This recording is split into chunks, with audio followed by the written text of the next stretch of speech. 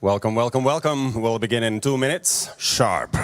So let's get together and let's get ready. And exactly at 9 o'clock Latvian time, we will kick off. Thank you.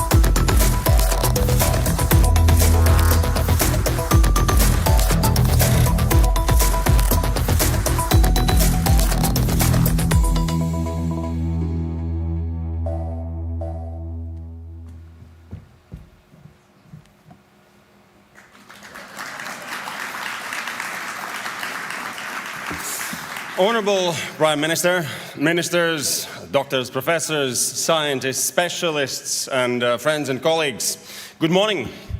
This is a great honor to be here today We have a common history together, and let's celebrate it today. I'm Valdis Melderis, and I hope this is not the first time we meet. Although, are there any first-timers? Please put up your hands. We would like to welcome you by round of applause. So welcome to 5G Techritory 2024.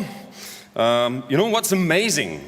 Probably some of you still remember that 2018 and the first 5G conference. And look at us now, 7 years on and 300 sessions later. So we've grown into something really special. I would say this is not only a conference anymore. This is more like a space where get together, create together, celebrate together, and prepare the future and build it. So here we have some policymakers actually talk to tech innovators. Then we have scientists and business leaders create future together. So let's see, how many of you feel like policymakers? Please put up your hands. We would like to see you, policymakers. Thank you for being with us. Then innovators and scientists, where are you? Well, welcome. And then, do we have business leaders or feel like business leaders? Thank you for being with us. It feels like there's a cluster of you. So, let's get together with connecting, creating, and collaborating. But let's open this one with the Prime Minister of the Republic of Latvia, Evika Siliņa. Welcome to the stage.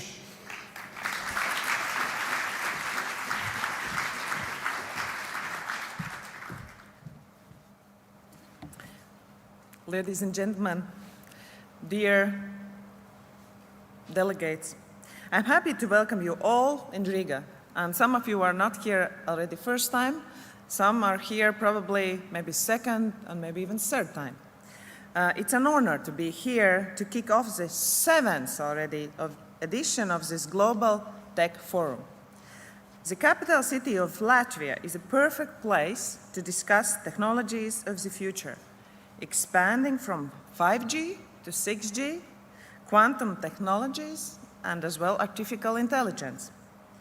Good education, skill development, and continuous learning are the foundation for advancement and innovation. And innovation is important to ensure our competitiveness. To foster innovation, the government, it means us, and you will hear as well Minister of Economics today, businesses, and I saw some of them here, schools, I hope there are public school representatives, universities, all must work together.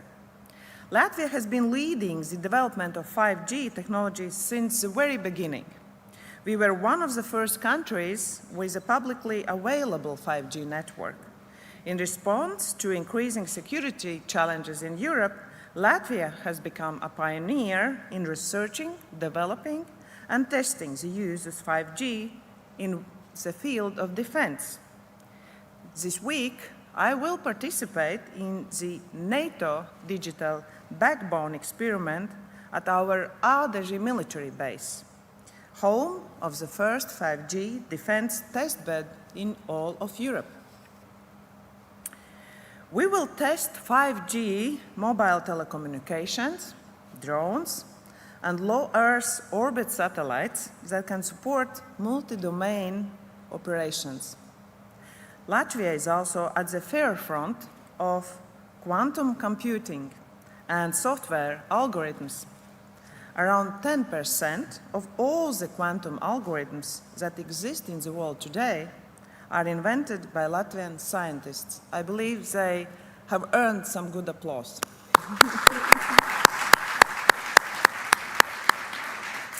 And you will have the opportunity to meet the Latvian Quantum Initiative team during the forum.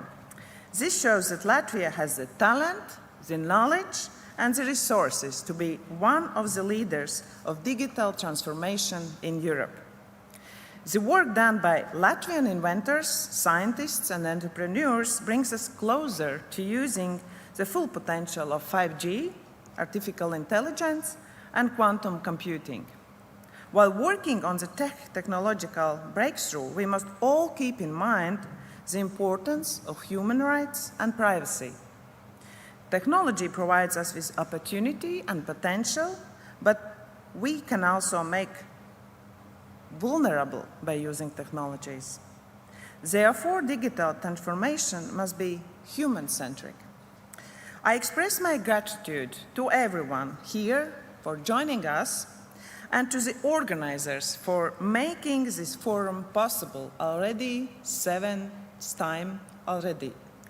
I wish you all to have fruitful discussions today and as well to form new partnerships that can benefit either to your business, your professional skills, or just if you are curious.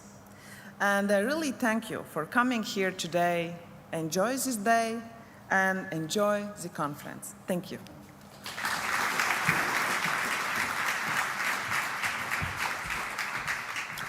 Thank you, Honorable Prime Minister. So let's move on with Chairman and Commissioner of Comreg and incoming Chair for 2025 of BEREC, Robert Morik. Welcome.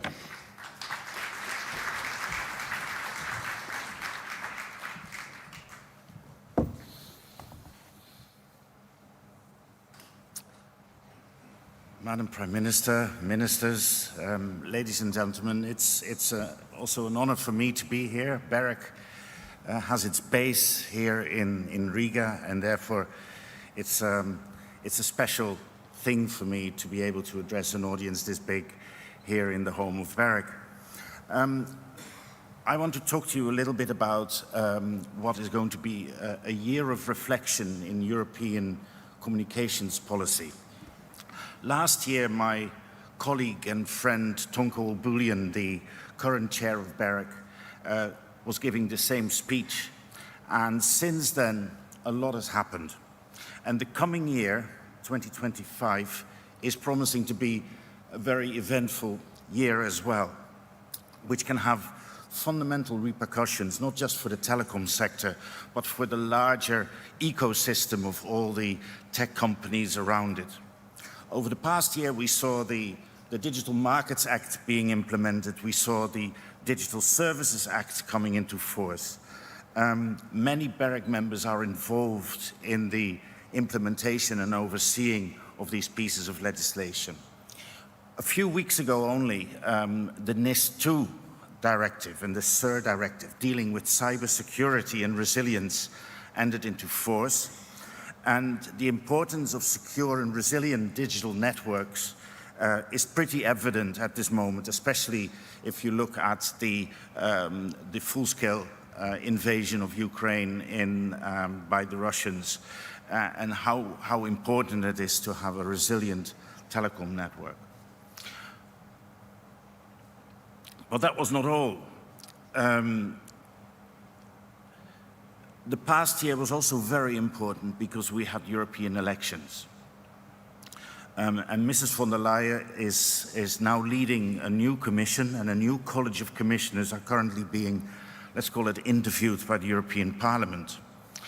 The new commission will have to define new policies, and they will be inspired by a number of documents that were published over the last few months. First of all, I'd like to mention the white paper that the European Commission published itself with an analysis of the telecom sector and some ideas about how to solve some problems.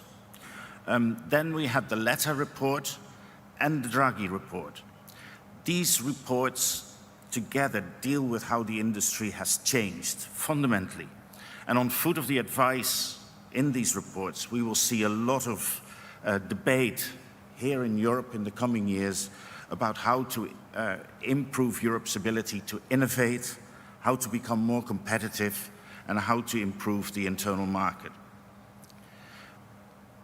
BEREC is a body of regulators. We are not a body of legislators. But we're, of course, very interested in seeing where the legislation is going and what legislators in the end will decide. We too are concerned about Europe's competitiveness. We too are concerned about the internal market. It's far from perfect, and we worry about how the industry is able to innovate and how it compares with the rest of the world.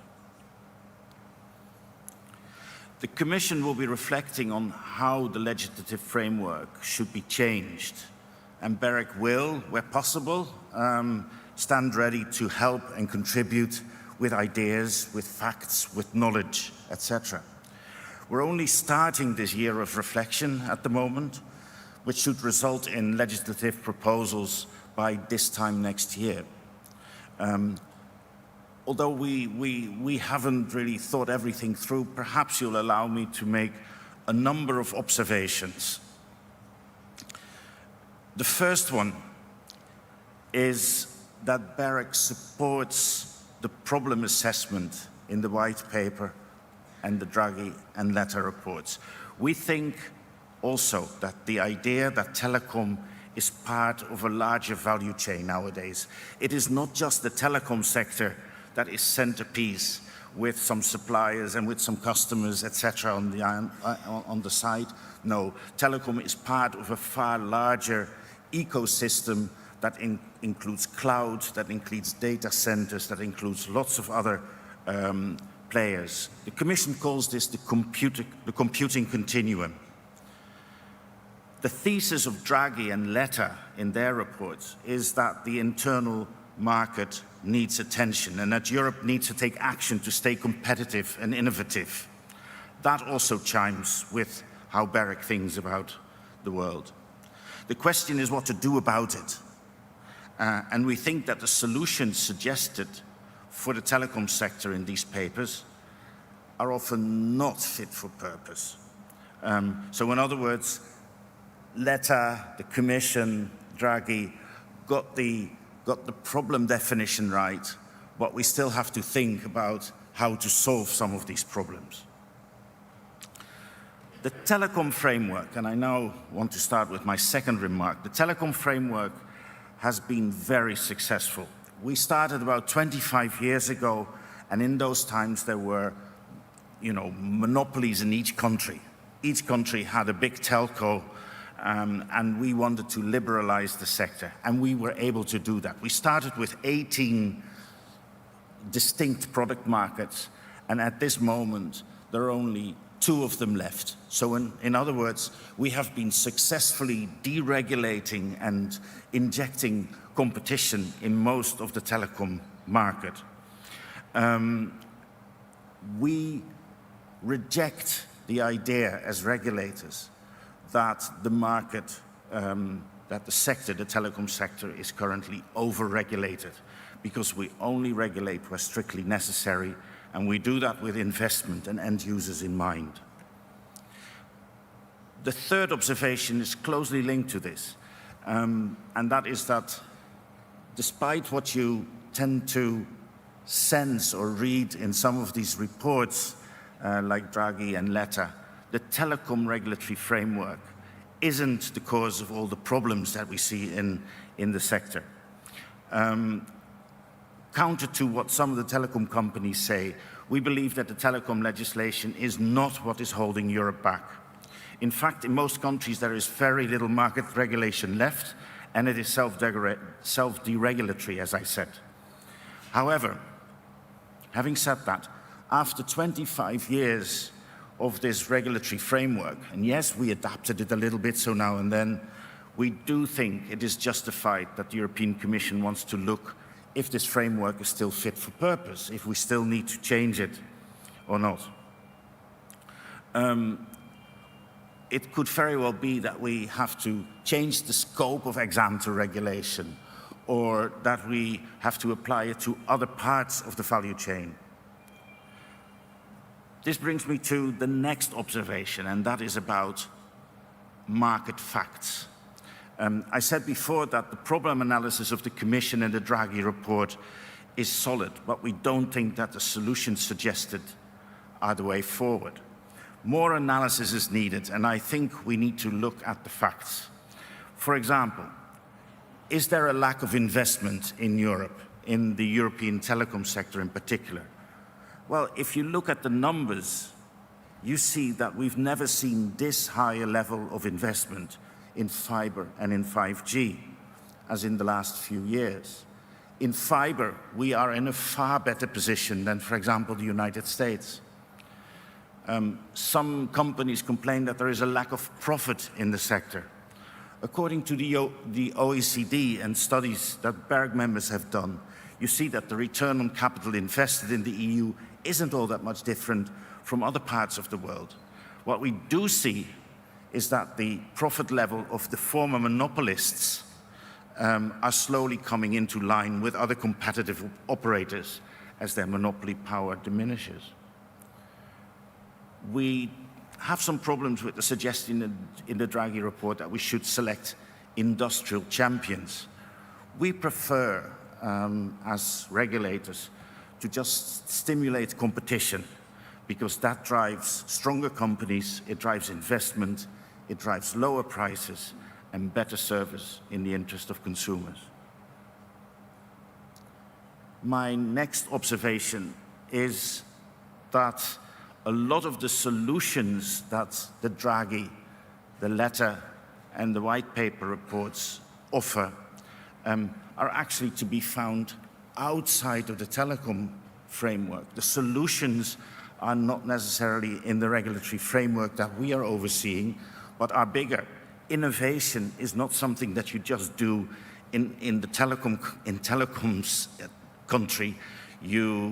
Innovation is something that is much bigger than one sector. And in a previous job, I used to work for a company that was trying to build a pan-European network. And that was very difficult, to be honest. We had a lot of problems, but these problems were not related with the telecom regulation. It was with everything that came around it, with legal intercept, with pan-European numbers, you name it. Draghi says that the competition is important to create a strong industry, and a strong industry in Europe can then compete with the best in the world. This is interpreted by many telecom companies that we should have an industrial policy supporting large telcos. Again, I think we should not dilute the competition policy that we have and be very careful with trying to change it and trying to protect some companies over others. Finally, the final remark is something that we as BEREC are starting to do a lot more about. And that is that digital communications is both part of the solution and of the problem when it comes to environmental sustainability. We have to promote the important enabling role that telecoms plays to make other industries more efficient through digitalization, but at the same time, make sure that the telecom networks themselves become greener. BEREC is contributing to the EC's, to the Commission's work to introduce a code of practice in this field, and of course the large-scale rollout of fiber networks is also going to help in this respect. So, as BEREC, we're looking forward to the coming year. It's going to be a very interesting year, very important and consequential year. We have committed to play a very strong advisory role to the European Parliament, the Council, and of course, in particular, the European Commission, because we believe in strong fact-based legislation. If we're going to oversee markets as regulators, we need high-quality legislation that is fit for purpose. BEREC is not afraid of change, but it has to be change that will drive the EU and the internal market forward. I thank you very much.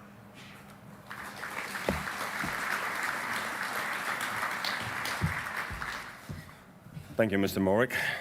And we will close our opening addresses by Minister of Economics of the Republic of Latvia, Viktors Valainis. Welcome.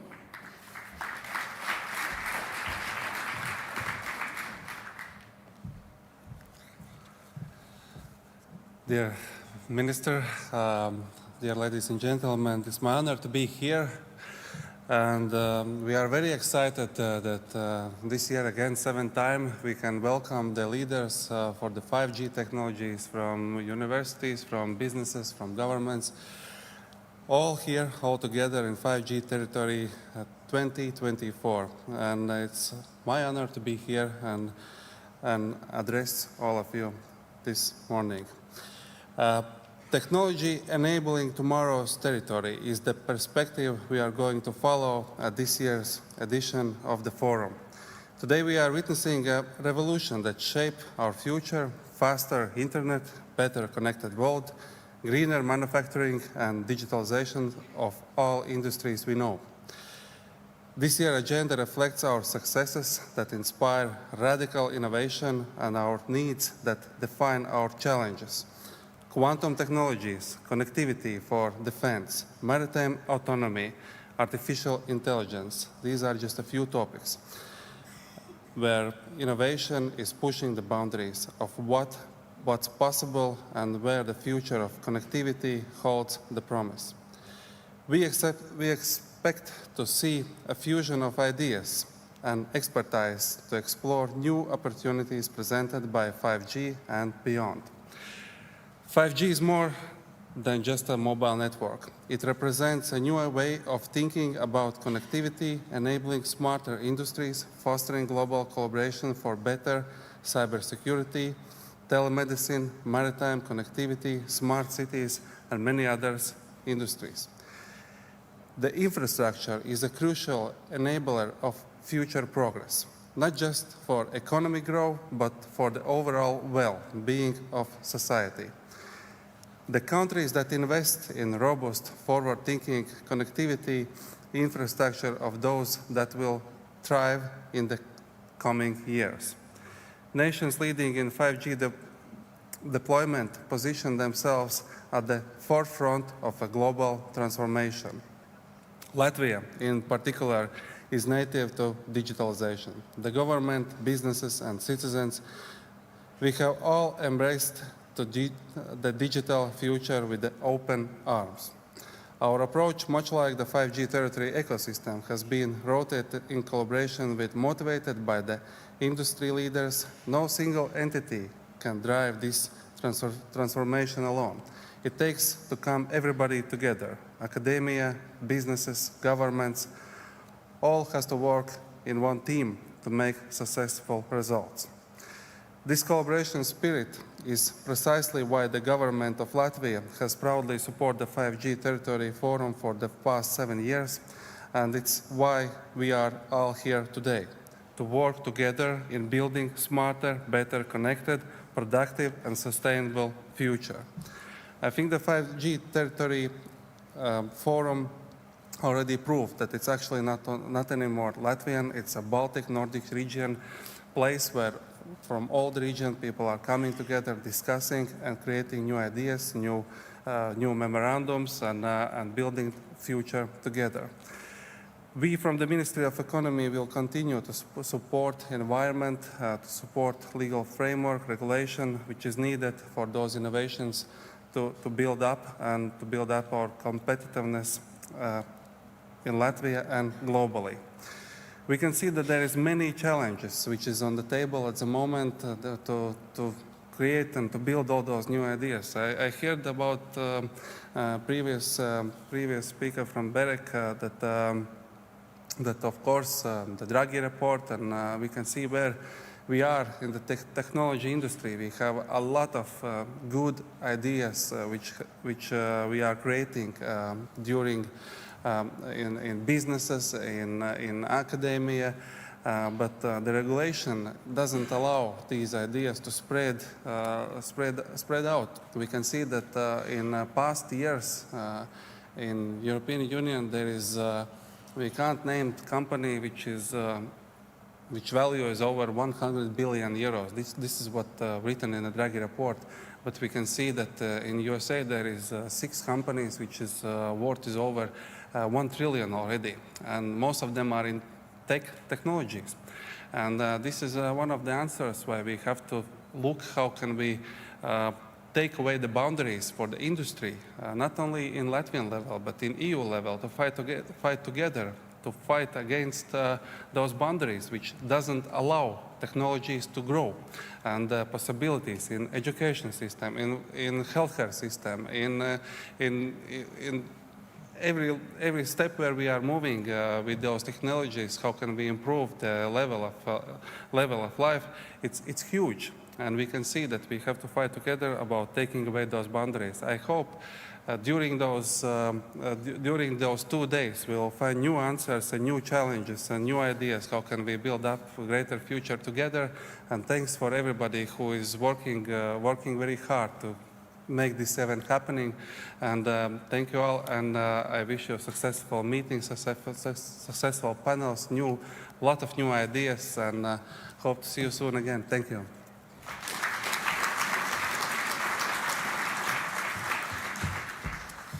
Thank you, Mr. Minister. So, let's get to work. There is a platform you can also use, which is live.5gtechritory.com. You have had it in your email. That's where you can connect with other participants, with speakers. You can promote your own profile and find people to work together with. Then you can also see what's going on different stages at the same time. You can comment there, ask questions, and take part in it. From time to time, there will be an opportunity also from the audience to ask questions. There will be a microphone, and this is what exactly will happen after our next speaker, if there will be any time left. So, now, please welcome, for talking about what can policymakers do to promote the 5G ecosystem and to make 6G a success. Right after starting to talk about 5G, we moved on directly to 6G, and people were wondering, really, already, we haven't done yet with 5G. Why 6G? So let's see, where are we going, and what should be done by whom? So please welcome Director of General Digital and Data Policy for Federal Ministry of Digital and Transport of Federal Republic of Germany, Mr. Benjamin Brake. Welcome.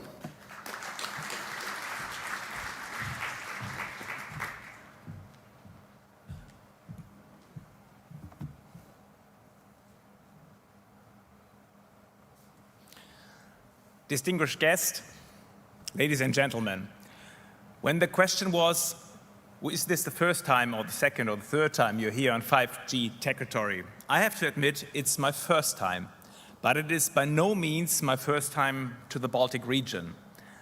In fact, I hold fond memories of an internship I did already in 2002 in Tallinn. I spent my Erasmus year in Lithuania in 2004 and 2005. Very exciting times, especially after the EU accession. And now, I'm back here in Riga at the 5G Techritory. What a ride. It is thus a great honor for me to be here with you today at this platform that has become a crucial meeting point for those of us shaping the future of connectivity. I think we're here with a common purpose, to build a strong and connected 5G ecosystem that extends beyond Europe's borders and reaches a global scale. Our discussions over the coming days will help ensure that Europe remains at the forefront of technological advancement and that we are well prepared for what lies ahead, the transition from 5G to 6G. Digital leadership needs partnerships. That is the guiding principle I want to underline today. If we want Europe to maintain control over its digital destiny, if we want to ensure that our industries, our public services, and indeed our societies benefit from cutting-edge digital infrastructure, then we must constantly push forward. 5G is not simply a faster network.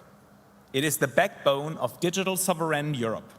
And to make the next step to 6G, we need to work together across sectors, across borders, and with a clear vision. Germany, for its part, has made significant progress in advancing 5G, taking specific steps to foster innovation and deliver real benefits for both industry and society. Through its funding programs, the German Federal Ministry for Digital and Transport has shown how 5G can be effectively applied in practice, driving innovation and delivering tangible benefits. One such example is the development of campus networks, which allow companies to set up their own private 5G networks tailored to their specific needs. This opens up opportunities for automation, real-time data analysis, and new business models, particularly in industries like manufacturing and logistics. In Germany, we have also taken a leading role in the allocation of frequencies to private 5G networks, enabling both large and small and medium-sized companies to leverage the full potential of this technology. Companies in Germany are using 5G to revolutionize production lines, while SMEs are applying it to enhance logistics operations and ensure efficiency across various sectors. It's a sign of how innovation is not just for the giants of industry, but can empower businesses of all sizes to thrive in the digital age. But these achievements are only part of a bigger picture. To truly unlock the full potential of 5G, building a strong and resilient ecosystem is crucial. An ecosystem goes beyond just network infrastructure. It's a dynamic system of innovation, investment, and at the center, collaboration. I always think of 5G as a city, where every building, from the smallest shop to the tallest skyscraper, plays a role in keeping the city vibrant and functional. For the city to flourish, each part needs support and attention. Germany's campus networks serve as a perfect example of how this ecosystem thrives. By creating an environment where private companies can experiment with 5G networks, we've seen real breakthrough in industrial automation, predictive maintenance, and even smart agriculture.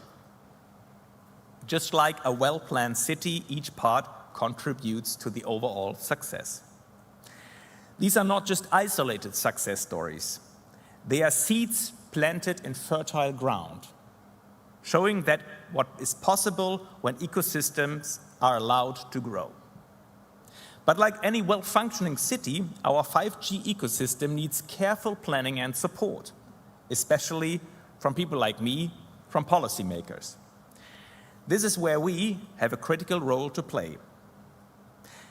Our task is to ensure that the ecosystem remains useful to innovation by removing barriers that prevent companies from investing, providing targeted incentives, and ensuring that regulatory frameworks do not stifle creativity.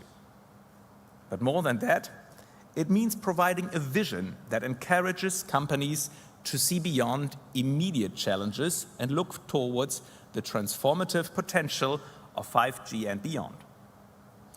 As we stand at the threshold of widespread industrial adoption of 5G, we must already set our sights to the next horizon, that is 6G.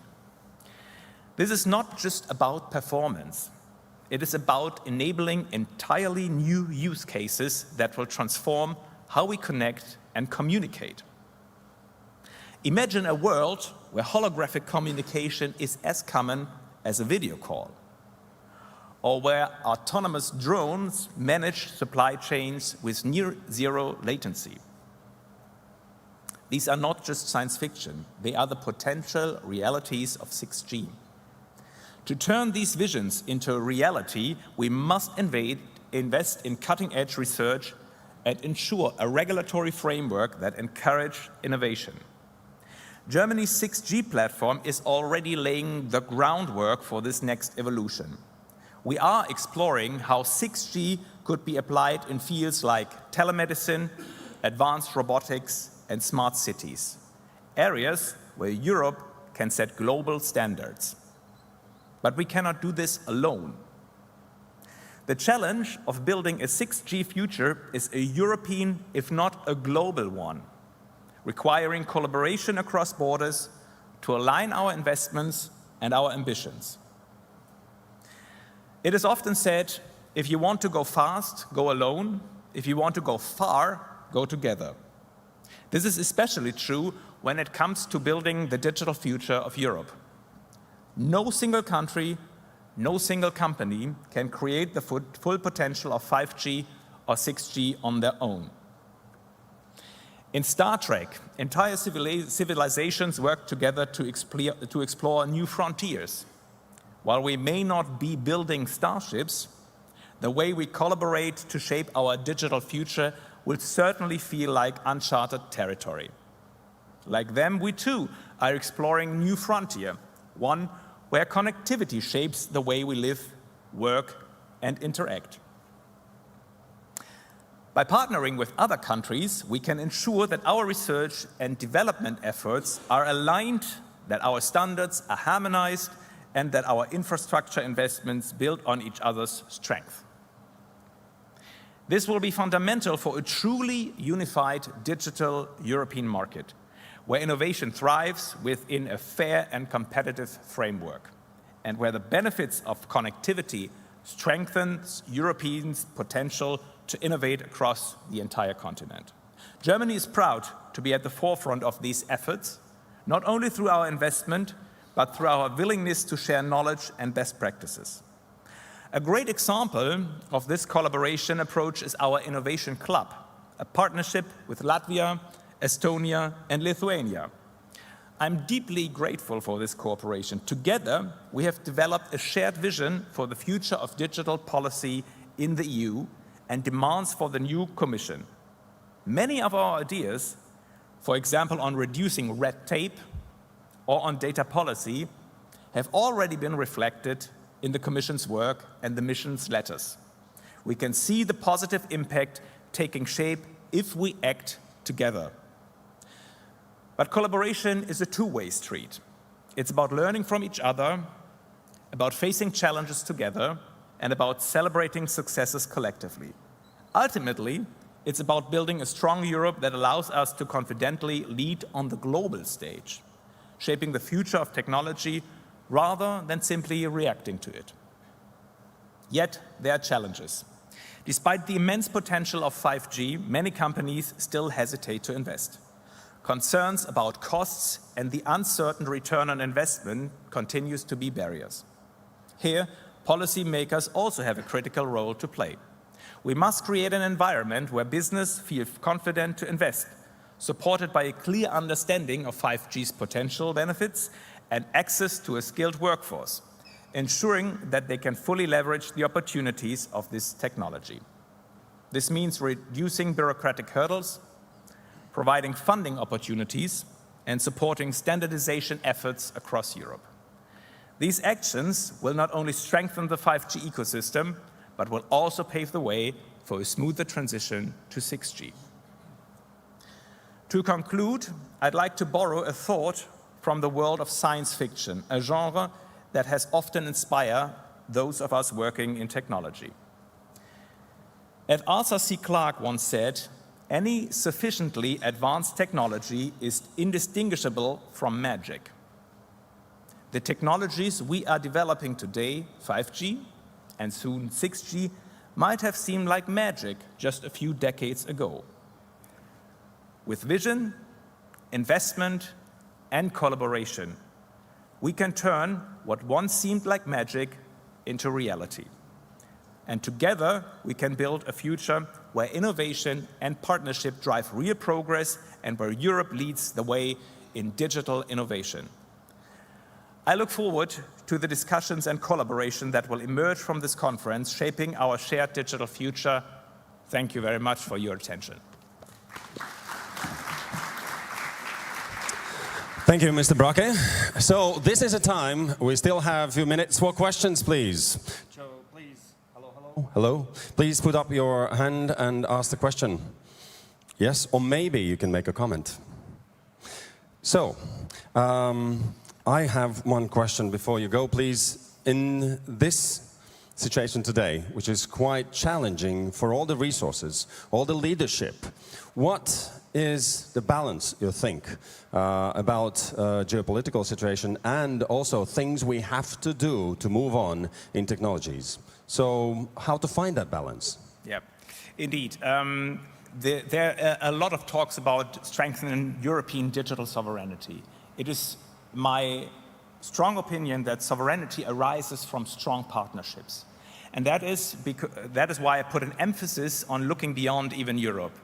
When we look at 6G, for example, and the potential the Open RAN technology brings also to innovation, we have to collaborate with companies, with societies beyond European borders. And the crucial question is, how and whom are we going to pick as partners? And this is something I really would like to discuss over the coming month. Thank you. Thank you. Thank you, Rachel. Thank you very much. Thank you. This is going to be our opening panel discussion, charting the course, priorities for European connectivity leadership. And probably it is quite a challenging task to find right leaders for right leadership in right areas. But this is where we put our heads and minds together and try to do it. So, our moderator for this panel discussion, previously head of all things digital for the Estonian government, and as you know, Estonian government has been doing great in digital field. So now, an advisor to the Deputy Prime Minister of Ukraine and non-resident fellow at the International Center for Defense Studies in Tallinn, Lukas Ilves. Welcome.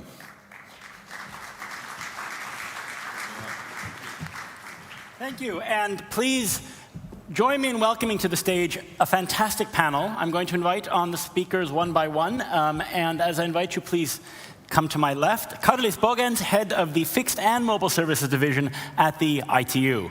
Welcome, Karlis.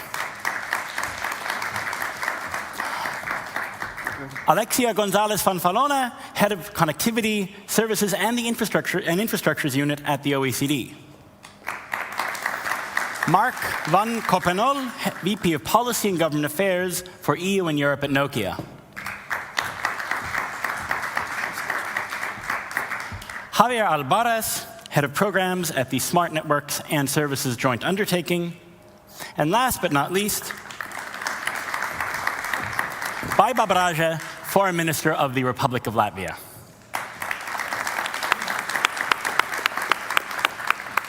Morning. So what I want to say is that this is a great discussion, a great panel, because it has the best elements of 5G Techritory. It's not policymakers, it's not technologists, it's both. And of course, business people in the middle. And so we have a fairly diverse set of discussants here, so we really can sort of have that blending together of very big geopolitical considerations, but ultimately, and in a world where everything technological is also geopolitical and vice versa, get into some of the nitty-gritty of the technology environment that those geopolitics are occurring in. Let me take 1.5 minutes to set the scene. We've already heard a lot about what's going on in Brussels. And to zoom out from telecoms to look more broadly, first of all, there's a realization. People have said, okay, we have to deal with connectivity, but with competitiveness. But frankly, there's a realization, to quote Mario Draghi, that we have lost a generation, 30 years to the US. And so I'd say some of the alarm bells are ringing to a greater extent than they have been in previous iterations of a new commission. And at the same time, we, of course, are in an increasingly geopolitical era, not just because of the gates of hell on the other side of our borders, but also the digital Cold War that is brewing in Asia and elsewhere.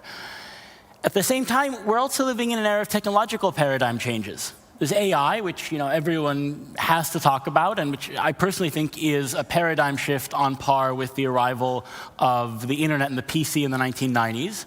But also, the technological paradigm for telecoms is changing under, or really we might say over, our feet. As satellite connectivity gets better and faster, and we're thinking about the technology stack for 6G, we feel like we've just mastered 5G, and already there's a whole bunch of new things to master. And so we're going to start off with Ms. Braja, who now is the Foreign Minister for Latvia, but previously was Assistant Secretary General at NATO for Public Diplomacy and has a long career as a diplomat for Latvia to set the geopolitical scene. And maybe also tell us a little bit about how you, as a non-technologist, think about all these technology questions. And I will, even with our dear Foreign Minister, have to gently remind all the speakers at about 5 minutes that we have to move on. But please, Foreign Thank you Minister. very much. And we do have a bit of force majeure as we were planning this conference, and I would like to thank the team with whom we have worked. It's my second or third time at the event.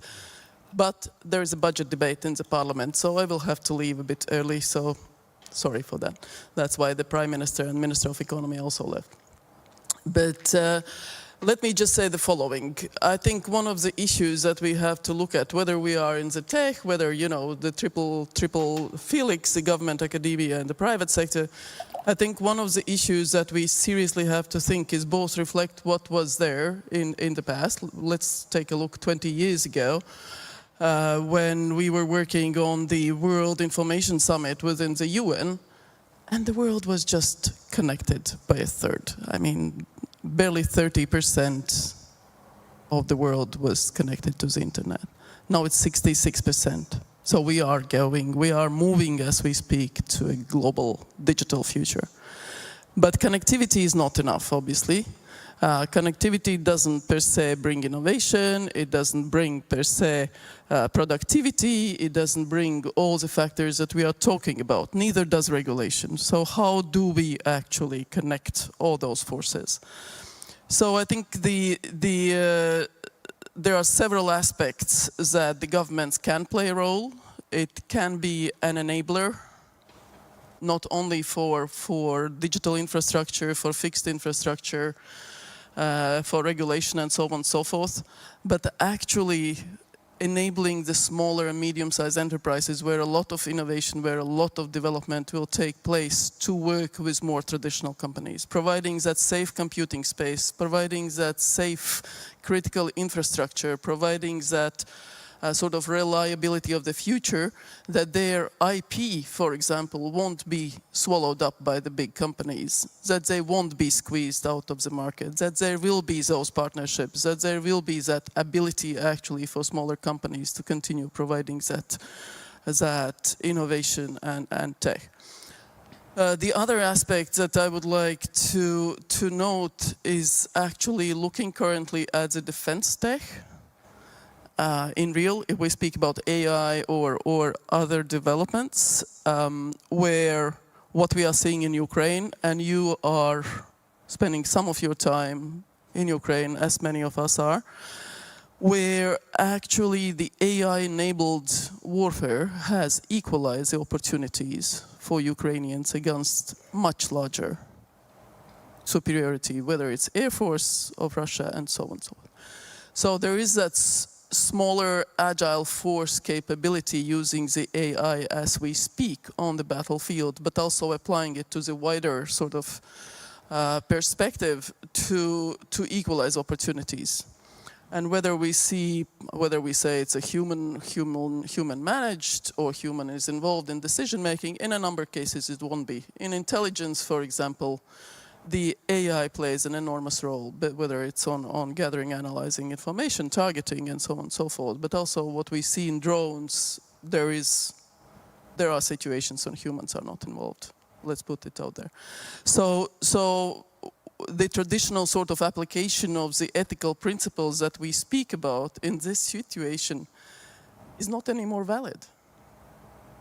Because at the end, in the situation where Ukraine is implementing its self-defense within the UN context against a much larger aggressive force, the least they care about is ethical application of AI when they use the drones to go after the Russians.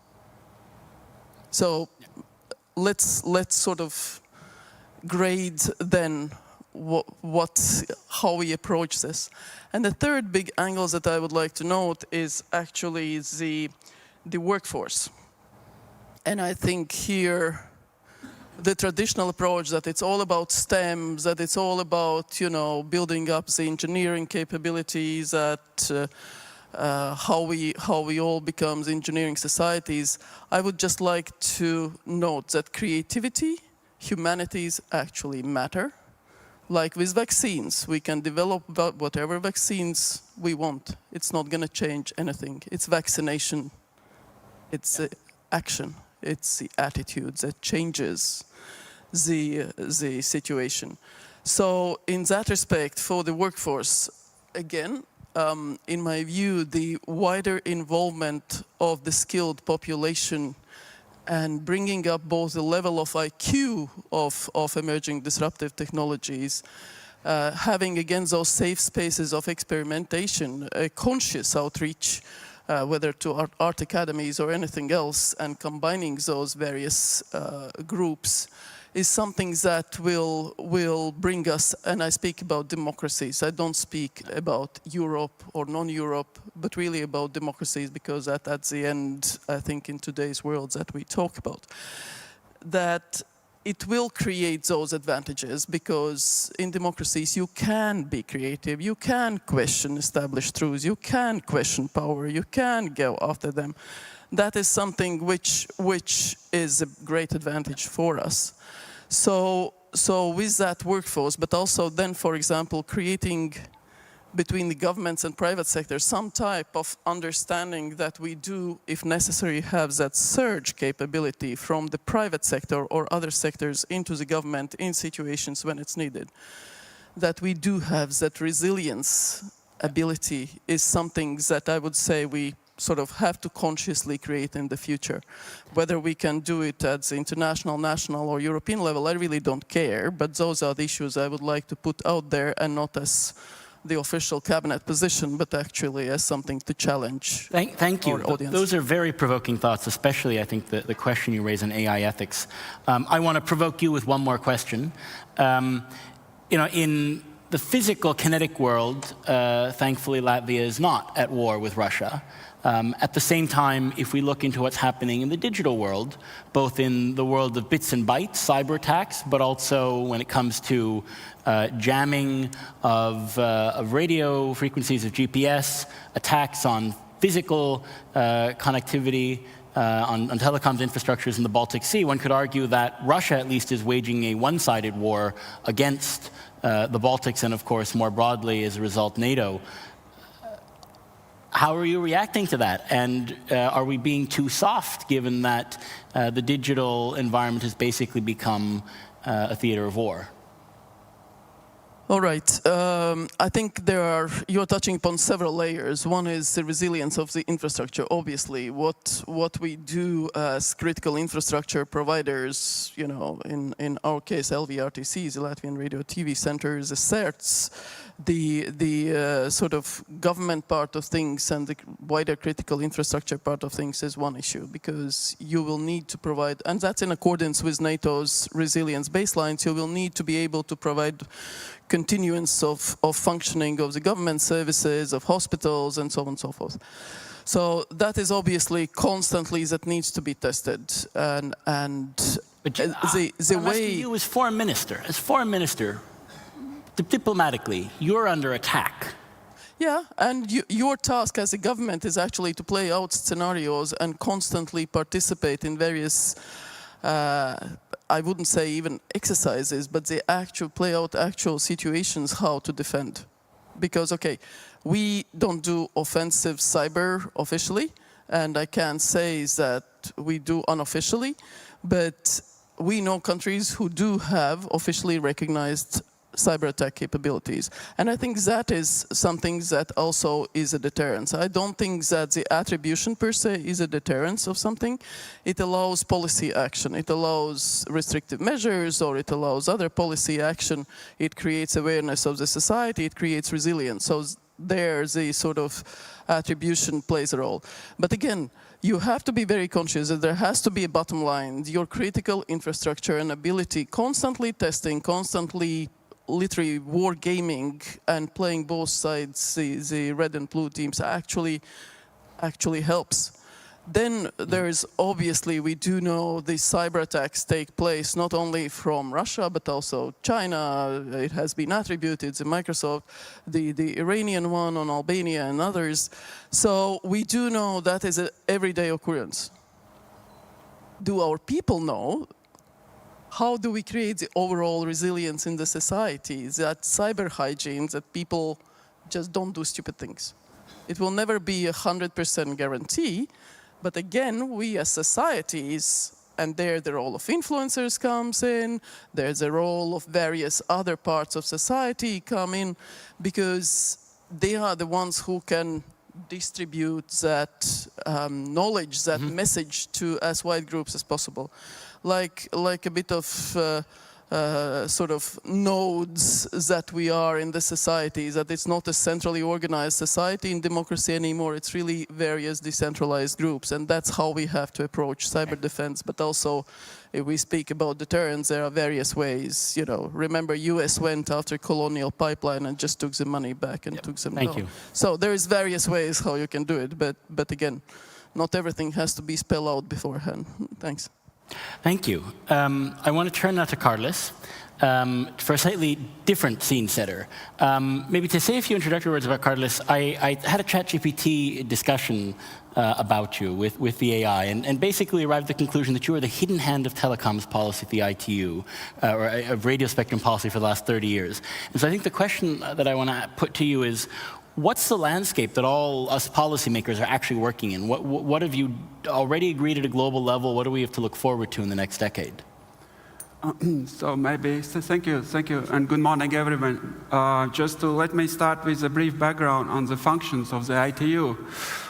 So one of the functions is to define and manage international regulatory framework for the use of radio spectrum and satellite orbits by radio communication services, including development of worldwide standards on the new technologies. The major decisions for the radio communication sector are made by World Radio Communication Conferences, so-called WRCs, which take place every 4 years. So, and the main objectives of the WRCs are to enable spectrum for emerging radio technologies. At the same time, to protect the existing radio systems, achieve spectrum harmonization, and create regulatory certainty for the spectrum users. The decisions of WRC are reflected in the revised radio regulations, which is the international treaty governing the use of radio spectrum. So it is signed by all of member states who participate at the conference. Just to give you some background on the previous year's conference, the last year's conference was the largest ever conference. Around 4,000 delegates participated from 163 member states and 151 sector members.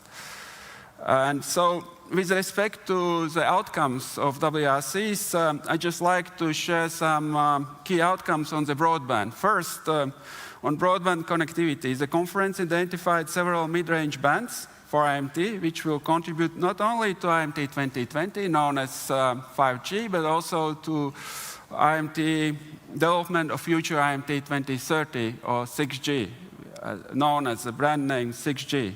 Secondly, the conference also identified frequency bands for the use by high-altitude platform stations as IMT base stations, HIPs, so-called HIPs, and establish regulations for their operations. So this identification offers new means of providing mobile broadband connectivity to underserved communities and rural and remote areas. This technology basically requires minimal infrastructure and use the same frequencies and devices as IMT networks. So just, I mean, if we talk about numbers, last year's conference identified 1.3 gigahertz of spectrum additionally for IMT.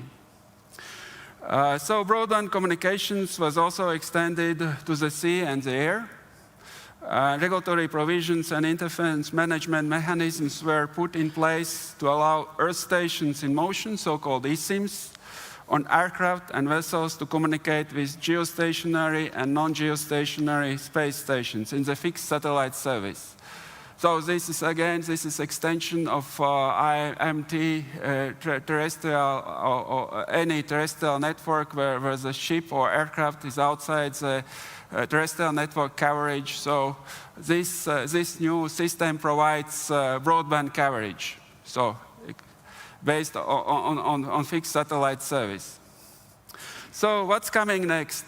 The new study cycle has already begun in the preparation for the conference. in 2027. As regards broadband, the ITU study possible identification of new frequency bands at 4, 7, and 14 gigahertz for the terrestrial component of IMT. These bands will be crucial, in fact, for enabling the new generation of mobile connectivity in 2030. On satellite broadband, studies consider possible new allocations to the mobile satellite service for direct connectivity between space stations and IMT user equipment to complement terrestrial IMT network coverage. Studies also consider new mobile satellite services for developing the satellite-based IoT, Internet of Things, in the bands between 1.42 gigahertz. And so the issue is that IoT provided over terrestrial networks have limitations in remote and underserved areas and can be well complemented with satellite IoT. Just in addition to the broadband, ITU under WRC 27 agenda also study future development of communications on the lunar surface and between lunar orbit and lunar surface. So there are many other agenda items. I just briefly covered the most important topics which made me interested for this forum. So next about 6G standardization. We heard many talks about 6G and future.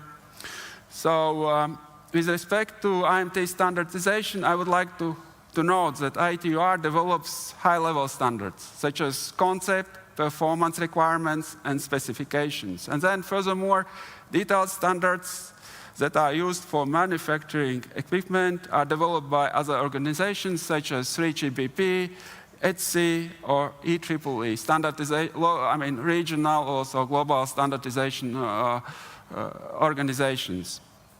And all 3G, 4G, and 5G mobile broadband systems are based on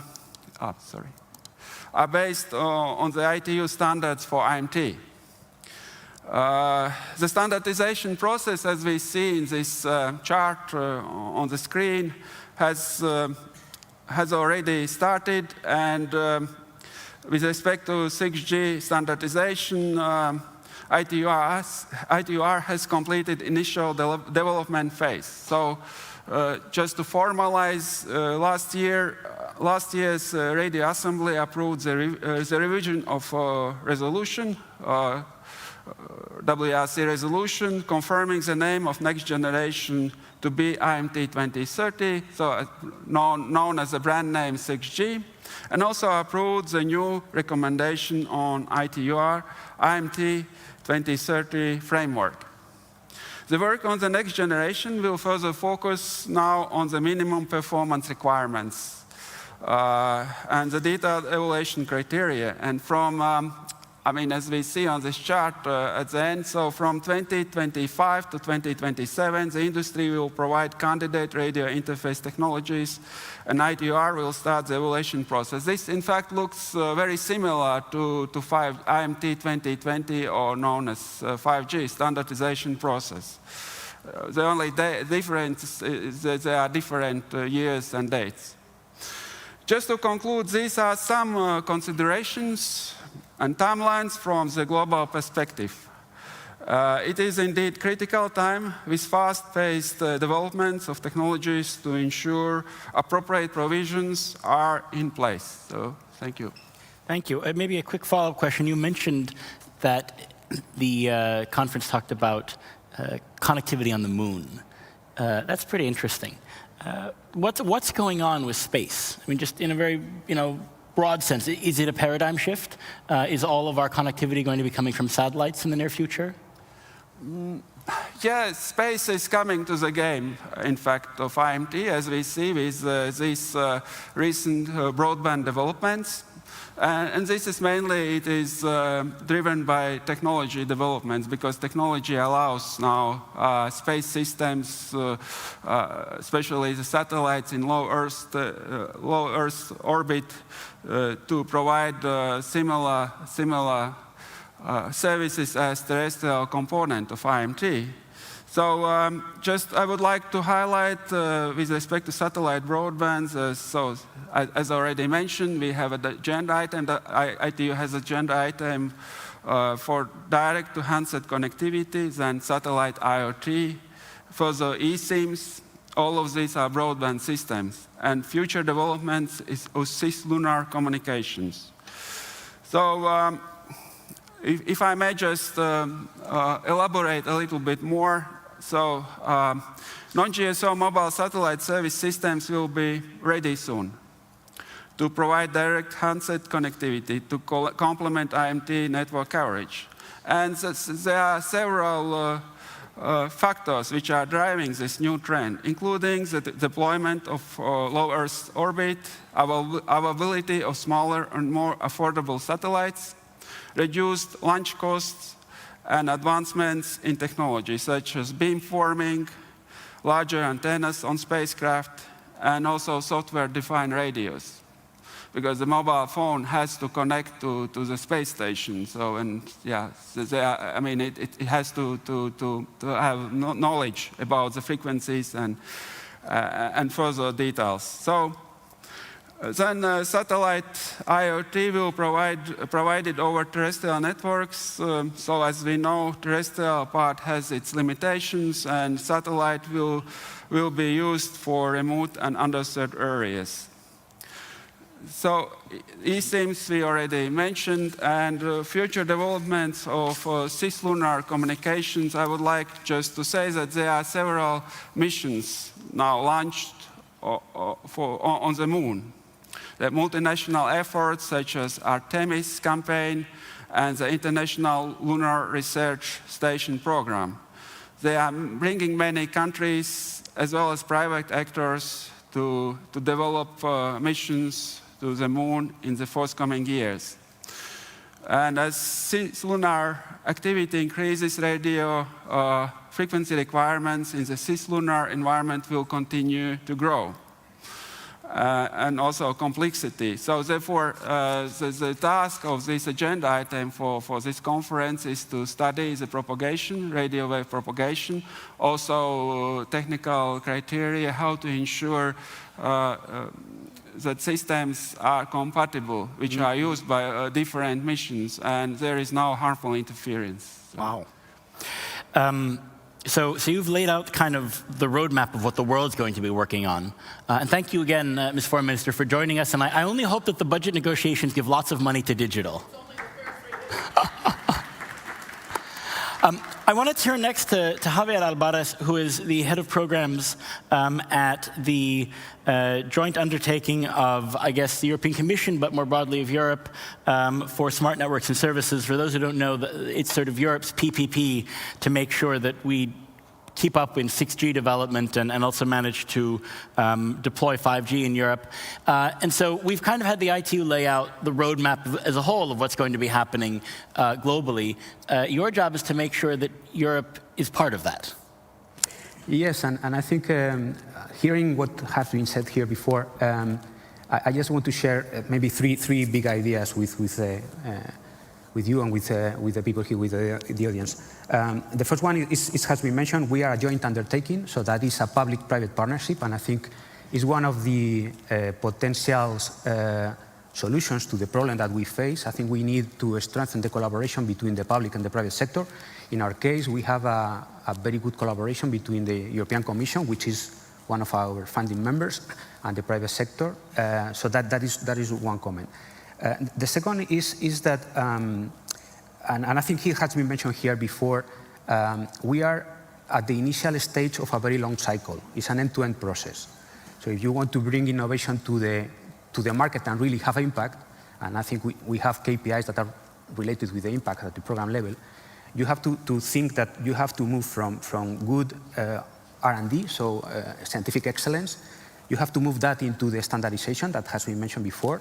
So it's very important that European technology is integrated into the standards of the future.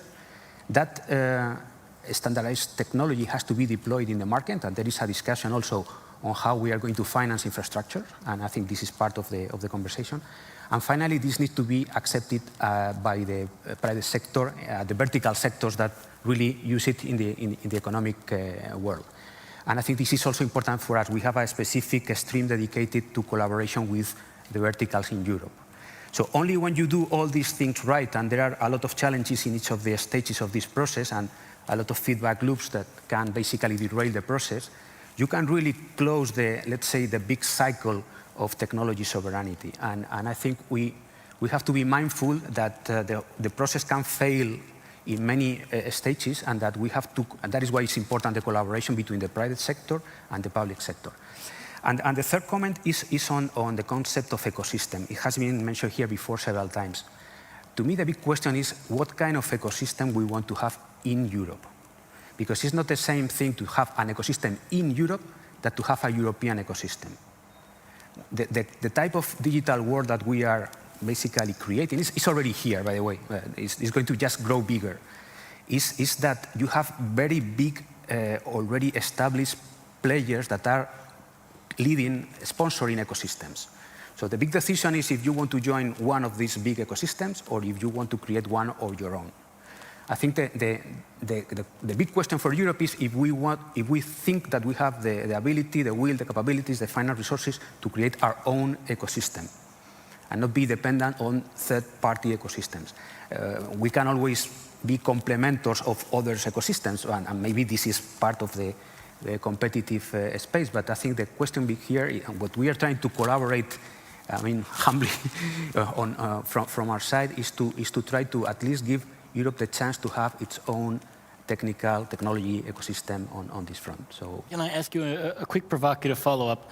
When you say Europe with its own ecosystem, does that mean a sort of sovereign fortress Europe ecosystem, let's keep the Americans and the Chinese out, or what does that mean? I think we have to apply, I would say, system thinking to the process. At the first principle level, in system thinking, you have the concept of stock, the concept of flows, and the concept of interfaces. These are the three big things that you have to keep in mind. To me, the question of having a 5G ecosystem, European 5G ecosystem, is to have the possibility to operate at the stock level, at the flow level, and at the interface level with sovereignty. Okay, if that means relying on others, I mean, there are a lot of devils in the detail, but I think everybody understands that there are things that today we cannot control at all, and that probably we can try to see if there is something we can do. Well, let's next turn to Mark. You represent Nokia, who certainly in any model of systems thinking is a pretty crucial node in that European and global system. How do you look at the questions that have just been raised by Javier? How are we doing? Are we going to have that European ecosystem? Yeah, thank you for this important debate to discuss the priorities on European leadership. And indeed, so as Nokia, we are a B2B technology innovation leader. So we are providing trusted, fixed, mobile and cloud networking solutions to telecom operators, enterprises, and governments worldwide. And R&D is a critical thing for us because we invest more than 20% of our sales in R&D, so 4 billion a year. I just wanted to highlight, on the ecosystem and the challenges that we have at European level, because as most of you know, as Europe, we have fallen behind the US and China in terms of economic growth. And the issue is that the gap risks actually widening because of digitalization delays, which are being caused by a lack of network investments going forward. And if you look at the situation today, there is a lack of actually 200 billion to reach the 2030 European Commission digitalization decade target, which says that by 2030 we should have the full population covered by 5G, and then also have all households reached by gigabit connectivity. And there is also an issue in terms of innovation in Europe. I mean, I saw a study that out of 17 ICT, AI, and quantum innovation technologies, actually other regions are leading 13 of them. So it's clear that a lot needs to be done.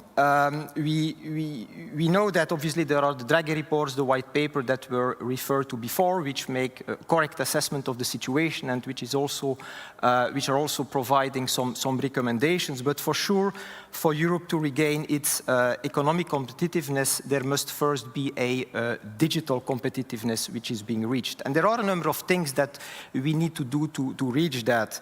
I would say the first is that, as already highlighted through this 200 billion, we need to have more investments in trusted telecom infrastructure in Europe. And there are for that a number of things that need to be done. We need to have healthy telecom operators that have the sufficient scale. Today, we have a problem with that, and this is something that we have to address collectively. We also need to have trusted equipment in all parts of the networks, not just 5G. There is fiber, there is IP, there is optics, so all these parts of networks, to have the sufficient resilience, must have trusted equipment. Also, we know that there is not everywhere connectivity. We have areas which are not connected because the business case may not be interesting for operators because of insufficient population.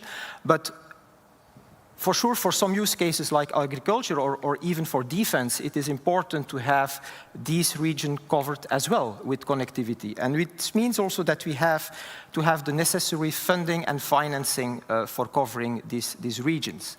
We'd also like to add that, as most of you know, there is no green without digital. And so this also means that connectivity can help decarbonize other sectors.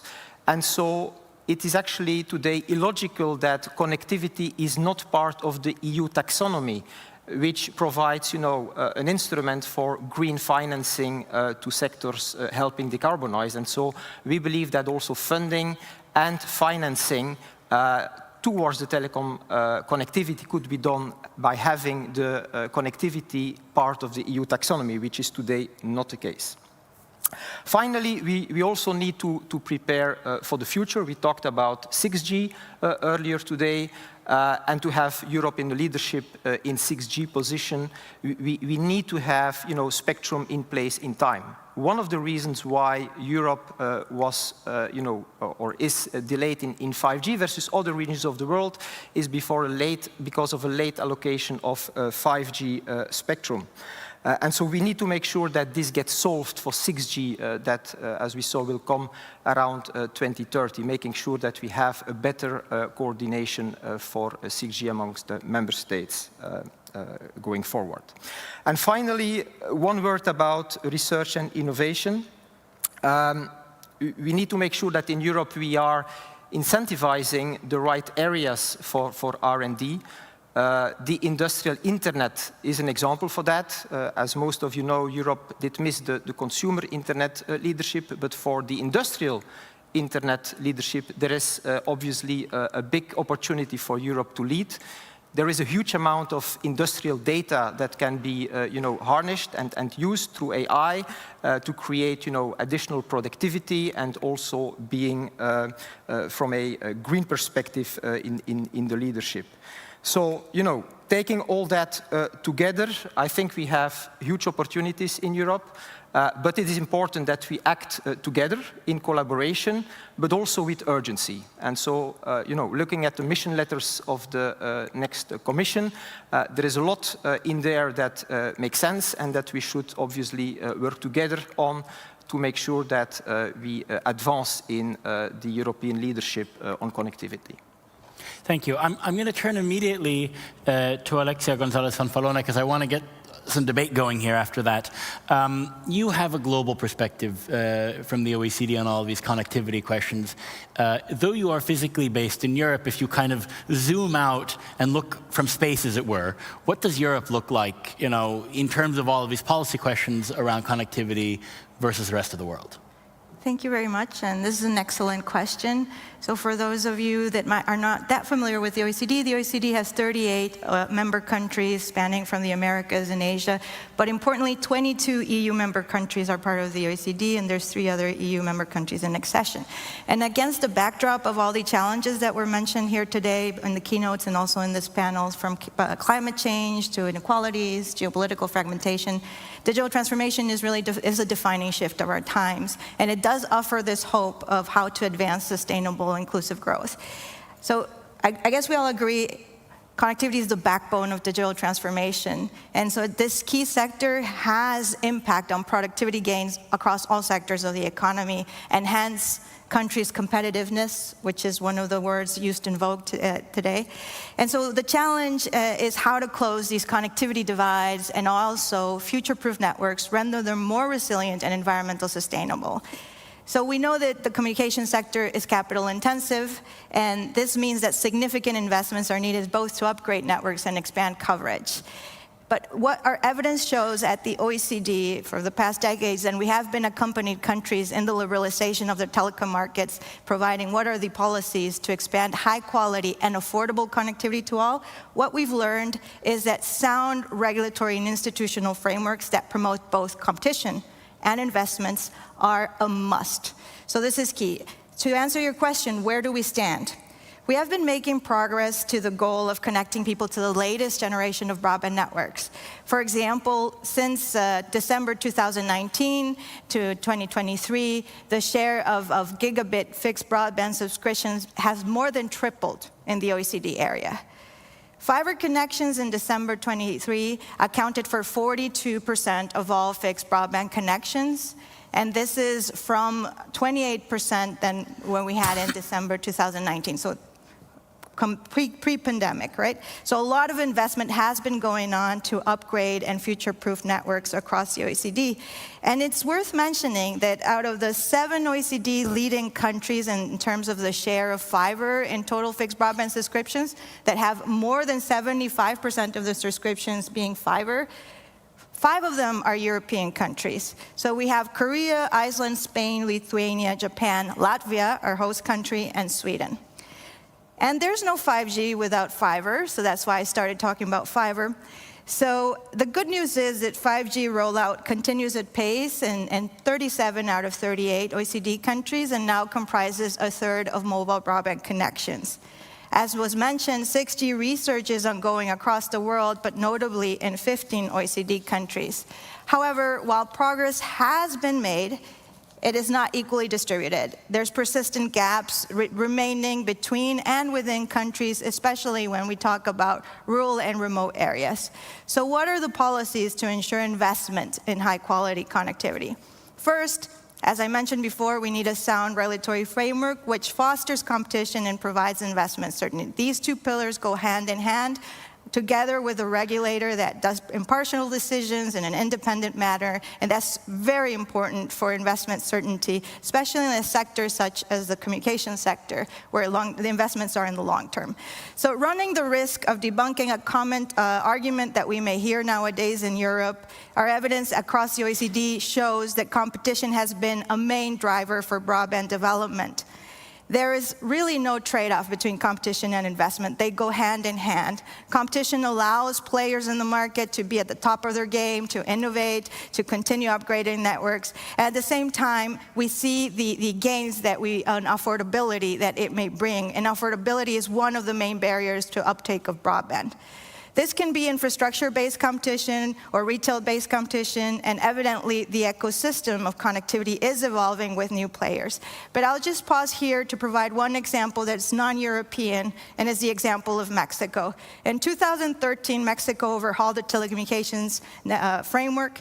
It basically allowed foreign direct investment in the market. It created an independent regulator. And as we see 10 years down the line, from 2013 to 2023, what have been the tangible benefits of a new entry and changes in the institutional framework? We see that prices of mobile broadband were decreased 85%. This allowed many people to access to the internet for the first time, and the amount of additional mobile broadband subscriptions in these 10 years has been 94 million subscriptions, mobile broadband. And to put the number in perspective, that's the entire population of Peru and Colombia together. So competition yields benefits, and it is important to promote broadband development.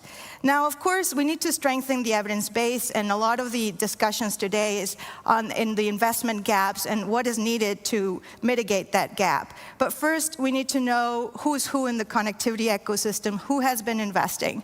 And a recent report we published in June 2024 that was mentioned by Robert Murek, and Chairman Robert Murek in his keynote on financing broadband networks of the future, provides one piece of the puzzle for this evidence base, including what are the broad range of actors that are investing in broadband networks. Of course, it is operators in the market, but there's also big tech companies, financial asset managers that are investing more and more in wholesale access networks such as fibercos, tower companies, and of course the public sector. And we've seen a lot of public state aid that's going into bridging these connectivity divides, notably the United States with the $65 billion US dollars to promote the deployment of broadband, but also in Europe with the Recovery and Resilience Funds.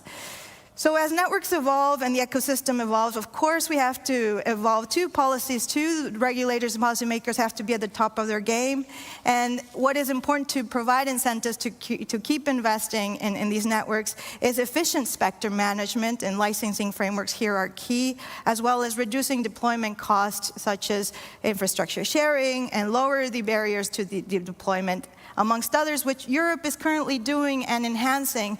And so what I would like to say today, ladies and gentlemen, is that we suggest to continue working with this momentum, agreeing on the premise that, of course, the connectivity has a lot to bring to productivity across all sectors, and that's why affordable and high-quality connectivity are important.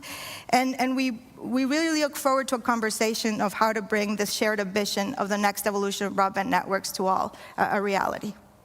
Thank you.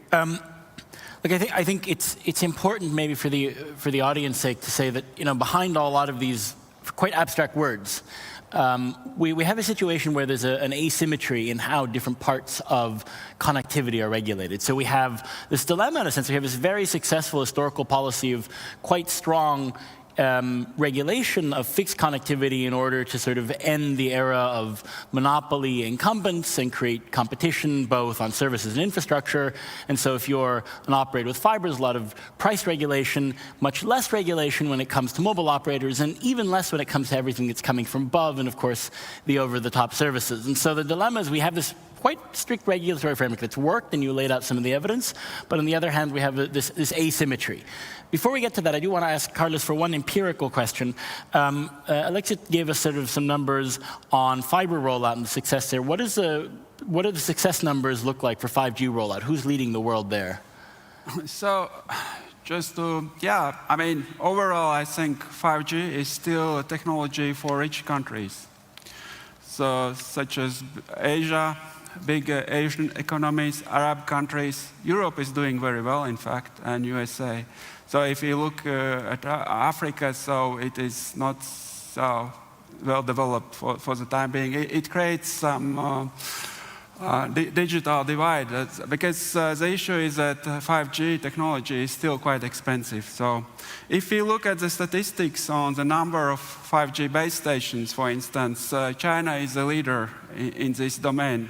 It has more than 5 million base stations, 5G base stations. So USA is also very good, in fact, and it is thanks to T-Mobile development at 600 megahertz. So it has hundreds of thousands base stations which ensure good coverage. So if you look at the map of 5G deployment worldwide.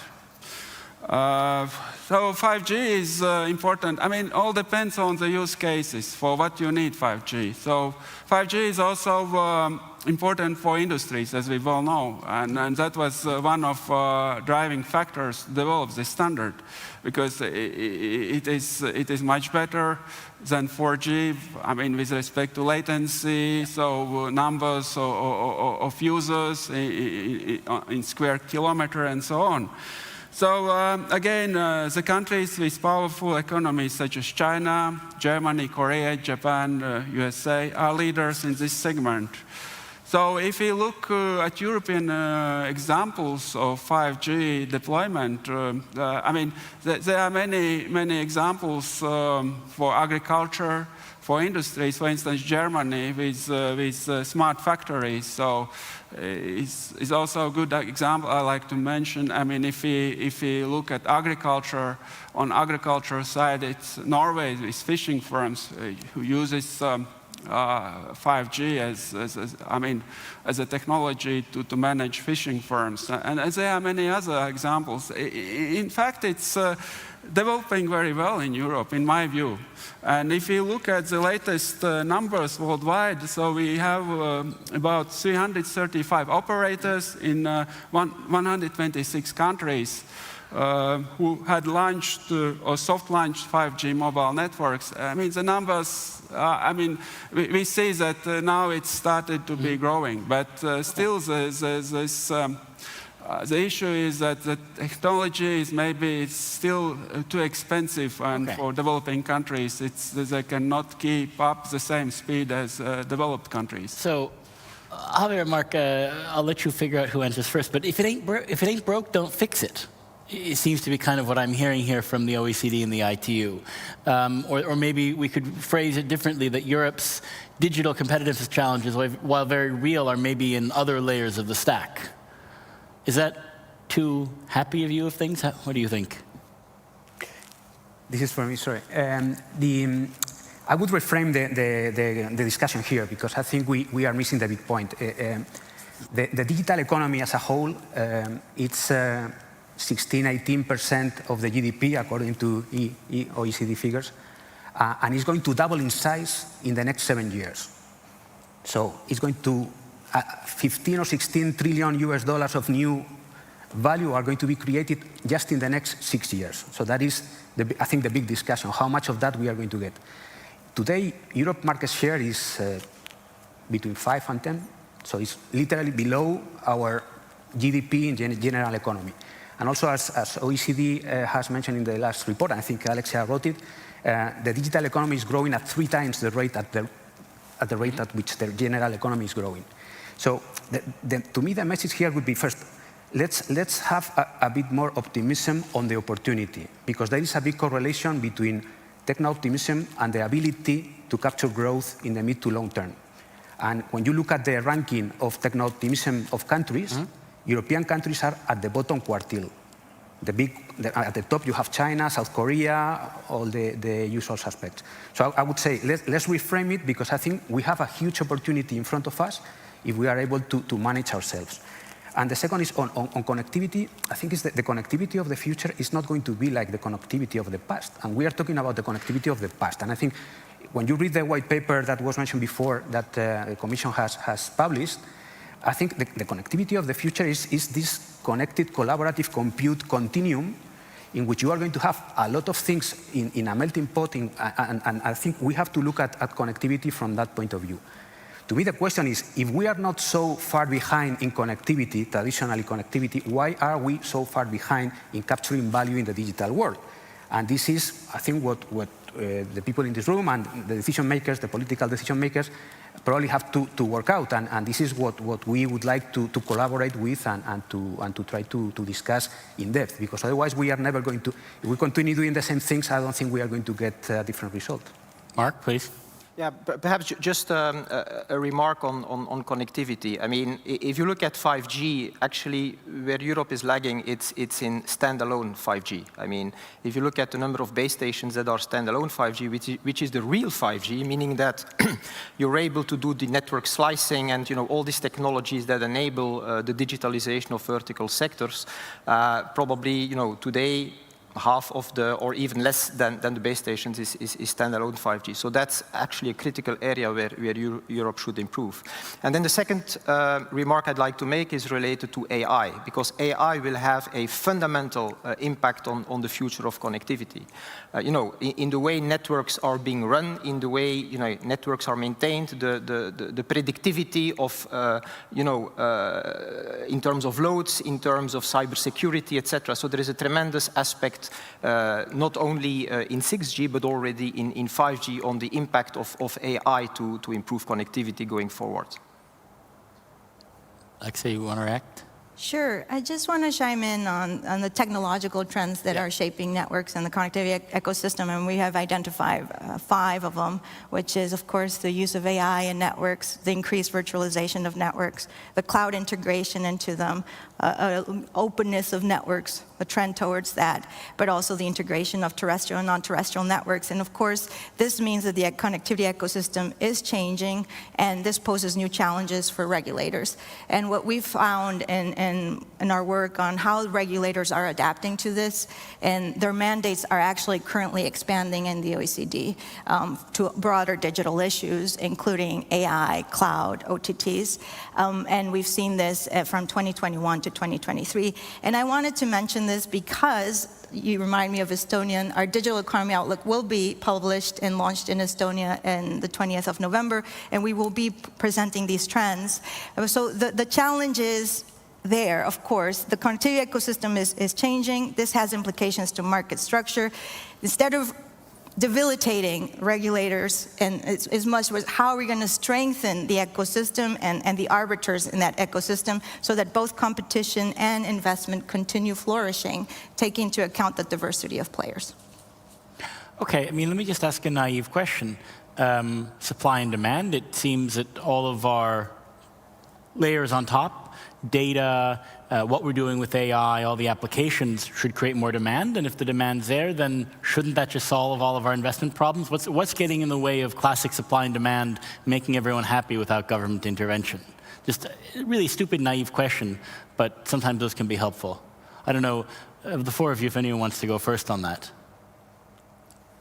So, well, maybe from what we have seen, it's difficult to probably because of this discussion on techno-optimism versus techno-pessimism in Europe, I think it's difficult to break the catch-22 cycle of not investing because you don't see the demand, and because there is no investment, there is no demand. So that is why I think the public sector collaboration with the private sector can help. Mm-hmm. I think we can just unlock this initial, ignite this machine and create a positive loop. We are trying to, I think we have to be very focused on a few sectors, vertical sectors, that are important for the European economy, and where we can show results in a relatively short period of time.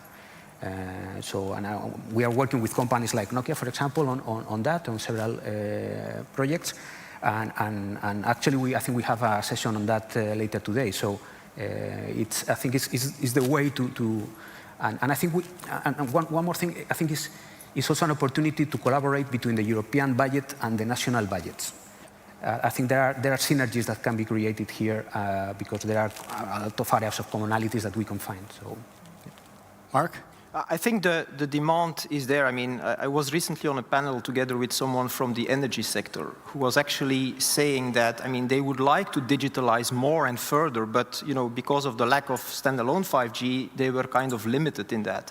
I mean, if you look at the energy sector, putting, solar and wind into the windmills into the grid requires digitalization of that grid. Making sure that you can balance generation and demand. And so the point the person was making is that they are looking for better, faster, and more available connectivity in order to be able to digitalize those grids. So I think from a demand perspective, depending on the sector, it's there, but we also need to make sure the right supply is available. Lexia? Yes, I think it's a great point to touch upon standalone 5G, because a lot of the revolutionary aspects that were mentioned depend on that. And in the first, one of the keynote speech noted from Mr. Brake, digital leadership requires partnerships. And I guess here it's important to note, of course, that these aspects of standalone 5G requires as much as the standards, as the policies, as the business models, and how it's implemented in the market. And this holds true also for 6G after 2030, when we will see commercial deployments.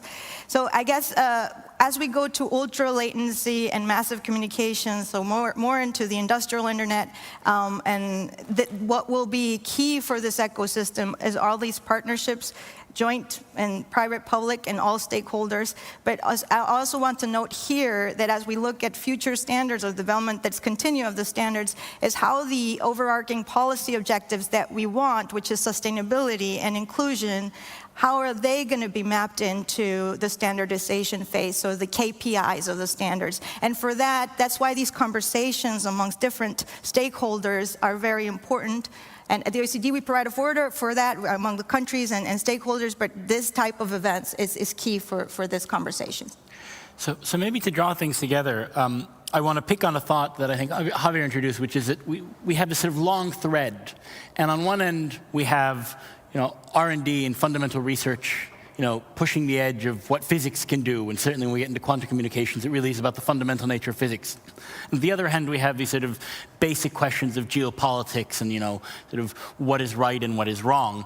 And the challenge that we all have in front of us is that we have to get things right on every single, step of that process, or every sort of section of that thread. And it would be challenging and complex enough if it were just a question of sort of economic, regulatory, and technology policy, not helped by the fact that, frankly, telecoms policy is kind of boring to non-specialists. I mean, I can say trying to explain, network regulation to a new minister who doesn't have that background, it's challenging. Carlos, trying to explain the nuances of different frequency bands and how propagation works differently and why this all matters, it's challenging. And then we have on that, something that collides completely from the side, which is, of course, the questions of war and peace, that we can't all just kind of exist as economic policymakers, technologists, and researchers in our own bubble, but there are actors out there who aren't playing by the rules, and that we have to sort of have a paranoid mindset alongside the open-mindedness and the generativity and the creativity that we need to have to get things right. So I don't think this panel has given us answers. That was not our goal. Our goal was, frankly, to raise some difficult questions, to provoke everyone a bit, and to remind everyone that we do have to look at all of these things put together. And I think that's something that's going to happen a lot over the next 2 days. So I want the audience to thank all of the panelists who joined us. First of all, thank you very much. And I think on behalf of the panel, I want to say thank you to the audience for listening to us and to charge you with working on all of these questions, technological, regulatory, economic policy, and geopolitical, for the next 2 days. And with that, I'm going to usher us off stage, and we're going to have a brief video from Javier, that's going to tell us a little bit about how Europe is doing on its march towards 6G. Thank you. Thank you, and round of applause to Lucas Silves for moderating. And this is a very special announcement from the Smart Networks and Services Joint Undertaking. Video, please. Good morning. I am Techritory, the Executive Director of the Smart Networks and Services Joint Undertaking. It is my great pleasure to announce today the much anticipated results of the SNS third call for proposals. This is a major step in Europe's commitment towards leading 6G development on the global stage. It is also a milestone for the SNS joint undertaking, which reaches with this third round of funding more than 500 million euros of EU investment from Horizon Europe dedicated to future connectivity. Our vision goes beyond enhancing existing technologies. We aim to push the boundaries and shape the future of connectivity as a unique European effort, based on cooperation between the public and private sides, and with the strategic involvement of national governments. Our research efforts align with the EU's strategic policy priorities and strive to act on technology trends. While several of our projects build on the evolution of 5G, others explore a more revolutionary path for technology solutions to solve societal and industrial challenges. The overwhelming number of responses received to our third call for proposals shows that there is a strong interest from a wide ecosystem of researchers, technology innovators, network operators, industrial sectors, and SMEs. We have received 109 proposals from around 1,900 applicants, spanning across 38 countries. We have selected 16 promising projects that involve over 300 beneficiaries from 25 countries. 25% of the participants in our projects are SMEs, highlighting our commitment to fostering innovation at all levels. These projects focus on key technology areas such as cloud-native architectures, wireless technologies, IoT, non-terrestrial networks, microelectronics, sustainability, artificial intelligence, and cybersecurity, which are all essential components for strengthening Europe's digital sovereignty. This third call builds on the solid foundations laid by already ongoing projects from our two previous call for proposals, where we have already seen remarkable progress in beyond 5G advancements, exploratory 6G concepts, initial 6G experimental infrastructures, and innovative use cases, trials with vertical sectors. With these new 16 selected projects, we are expanding the SNSJU's portfolio to 79 projects in total. I am delighted to present the 16 outstanding projects selected through Call 3.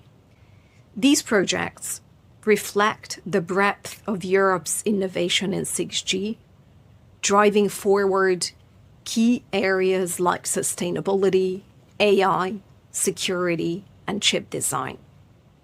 I want to extend my heartfelt congratulations to the winning projects. We are proud to support these initiatives as they pave the way for the future of European digital sovereignty. A special thank you goes out to the many dedicated independent experts who carefully evaluated the numerous proposals, to the members of the SNSJU, the European Commission, and the 6G Industry Association, and also to the entire community for their incredible efforts. Your hard work reflects the strong interest in smart networks, services, and the future of European connectivity.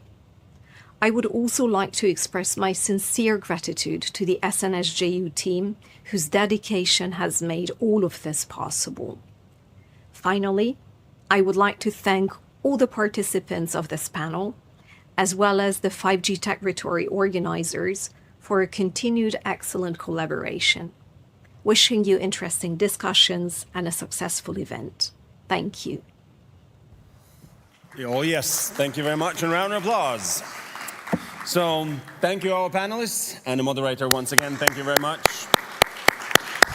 What will happen next? This is very important. So if you are going for the co-creation events and innovation and technology stage, that is through that door at the end of the hall and to the left up the second floor. So it's either elevator or escalator.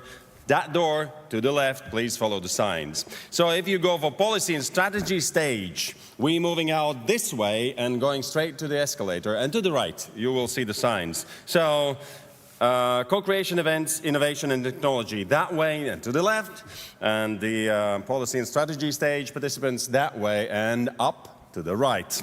So let's meet there at 11 sharp in 10 minutes. Good luck.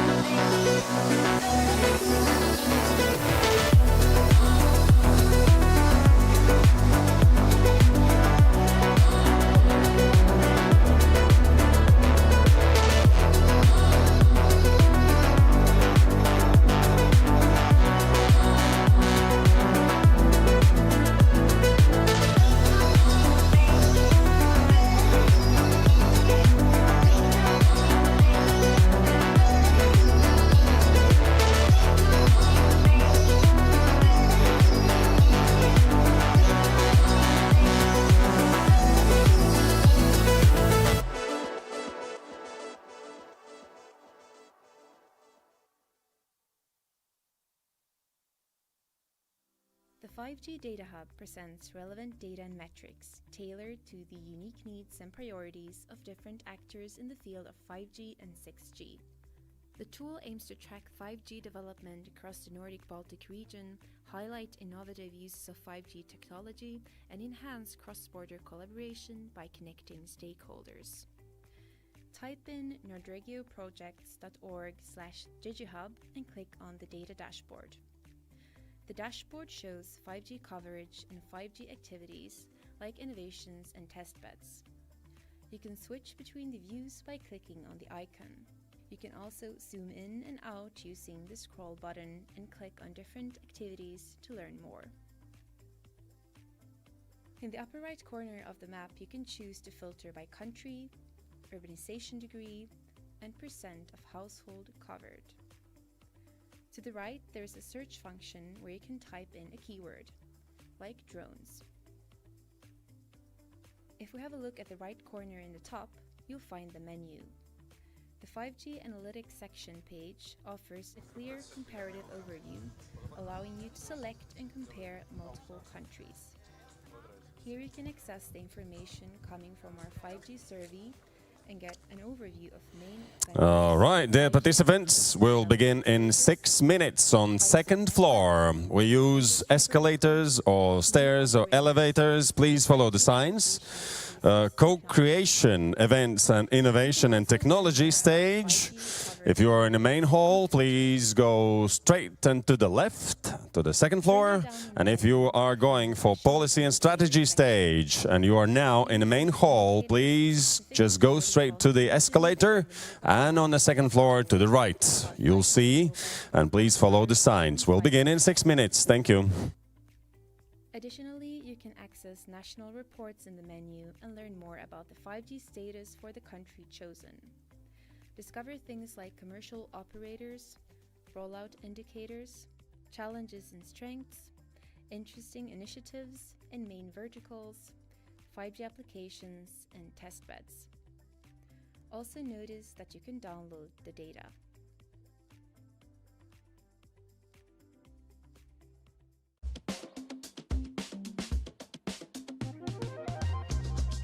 Looking to unlock the full potential of IT innovations? A lot of IT companies are based here in Riga, Latvia's digitally minded capital. So what gives Riga that IT factor?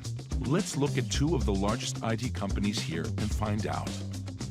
A major player that needs no introduction is Techritory.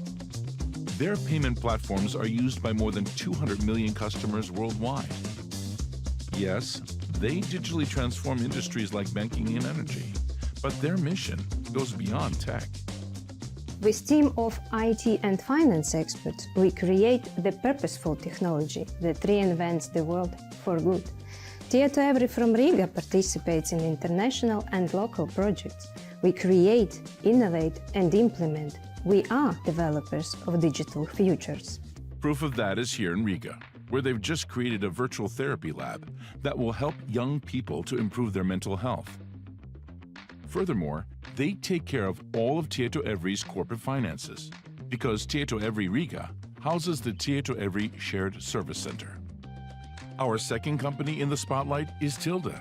From machine translations to AI chatbots, Tilde does it all. They've even made headlines by beating internet giant Google in the machine translation battle. Who makes this happen? The team, of course. Passionate linguists and language specialists, scientists and developers. Our head office is based in Riga, and we truly believe that Latvia, with its capital Riga, has an opportunity to become a real hub for language technology and language equality in the European Union. Thanks to Tilde's dedication, the language barrier will soon be destroyed, once and for all.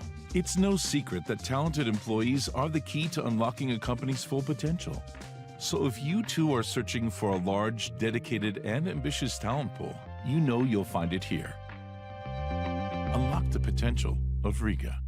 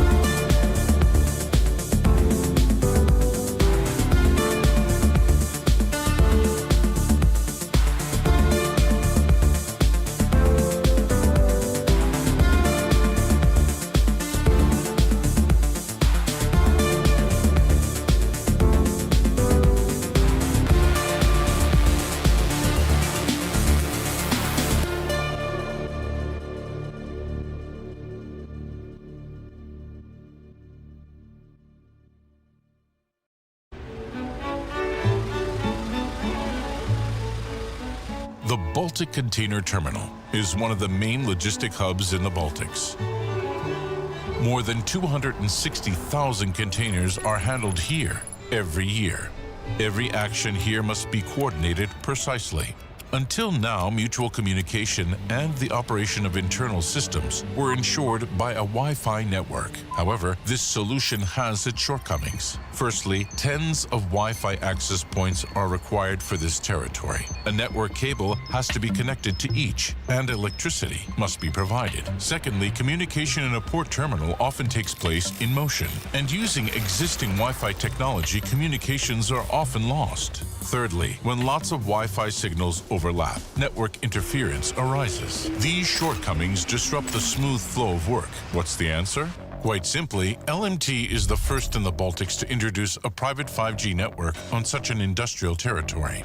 Only recently, this seemed impossible. Now, it is economically viable and very simple to do. Firstly, LMT conducts research of the existing infrastructure and radio planning. The good news is that the 5G private network can be built on the foundation of the existing network infrastructure. Therefore, previously about 20 Wi-Fi access points were required here to ensure good network coverage. For a private 5G network, we only require 1 or 2 5G antennas, thanks to greater transmission power. The new private network technology can augment and replace existing network technologies.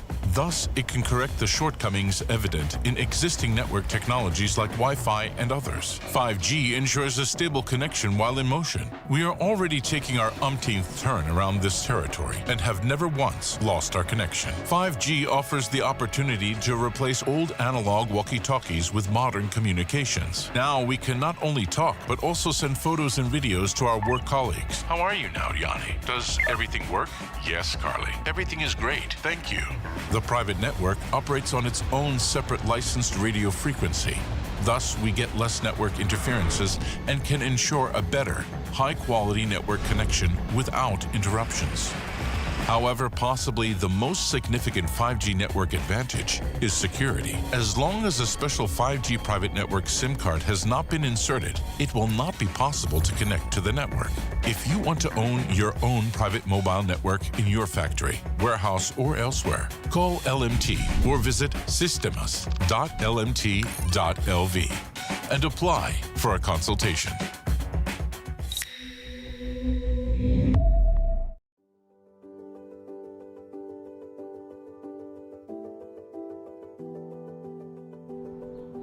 My name is Linda, and I'm leading the think tank Cyberbridge Forum that has its focus on cybersecurity skilling, talent development, and building communities. For the last 2 days, we have had 35 members gathered from all over the Nordic and Baltic countries. What is common for them all is that they're passionate, they're knowledgeable, and they're motivated to make a difference within cybersecurity. And I'm completely sure that we will make a difference because we can be able to collaborate across borders, do much more knowledge sharing, and actually make a huge difference by working together. I think that the Cyberbridge Forum fills an important gap because we're all small countries with limited resources, and cybersecurity is a big topic that covers several disciplines. The think tank has been a great way to meet colleagues from the Nordic countries and the Baltic countries. And I see their experiences in other countries which are more advanced in this area that we need to address in Sweden, so we can learn from. But also, no one has solutions for all the problems that we see. And there we can collaborate, coming up with curricula, for instance, for problems and issues and solutions. I think we're in an emergency. I think a lot of people in the cybersecurity community are basically saying the cyber war has already begun. And I would say that's probably true. And I think it's also important to have this kind of forum where people like me who actually come from the sort of tech community can talk to people who don't and in some sense see the wide gap and think about ways to bridge it.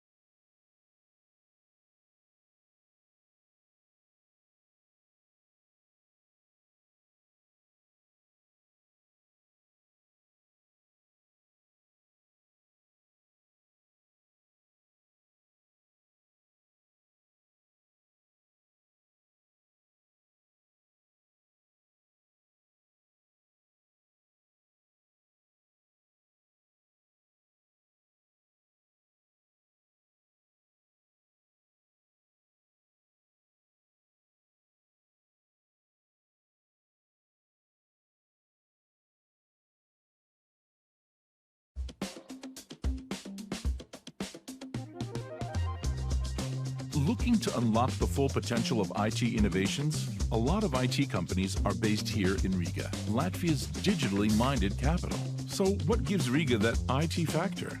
Let's look at two of the largest IT companies here and find out. A major player that needs no introduction is Techritory.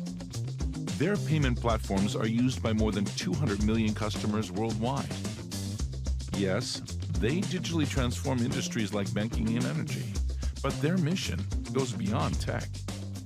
With team of IT and finance experts, we create the purposeful technology that reinvents the world for good.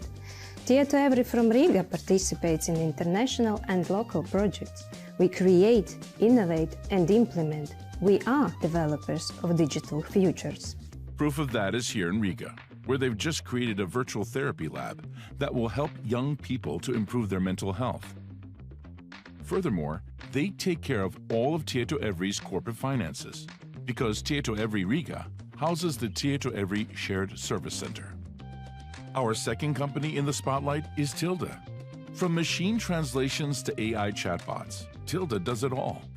They've even made headlines by beating internet giant Google in the machine translation battle. Who makes this happen? The team, of course. Passionate linguists and language specialists, scientists and developers. Our head office is based in Riga, and we truly believe that Latvia, with its capital Riga, has an opportunity to become a real hub for language technology and language equality in the European Union. Thanks to Tilde's dedication, the language barrier will soon be destroyed, once and for all. It's no secret that talented employees are the key to unlocking a company's full potential. So if you too are searching for a large, dedicated, and ambitious talent pool, you know you'll find it here. Unlock the potential of Riga.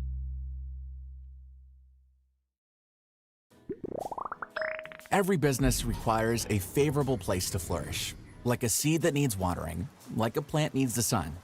We in Latvia have grown to know that sustainable innovation has no limit. And that's not just because we're one of the greenest countries in the world. Latvia is a member state of the world's most powerful military alliance, NATO and the European Union. It's the EU's third greatest renewable energy consumer, with the second most competitive tax system in the OECD countries. But it's the people that achieve the impossible. We're both dreamers and doers, with profound experience in software development, AI, automation, and robotics. Among us, you'll find restless minds keen on developing mission-driven, deep tech ecosystems. As one of the world's leading players in the development, manufacture, and supply of optical fibers, and as a beacon of biomedicine with organs on a chip, Latvia has more than meets the eye, and it's bustling with ideas. This is where the world of innovation meets. With direct flights to more than 100 cities worldwide, Latvia has the biggest airport in the Baltics. So if you're thinking sustainable innovations, think Latvia.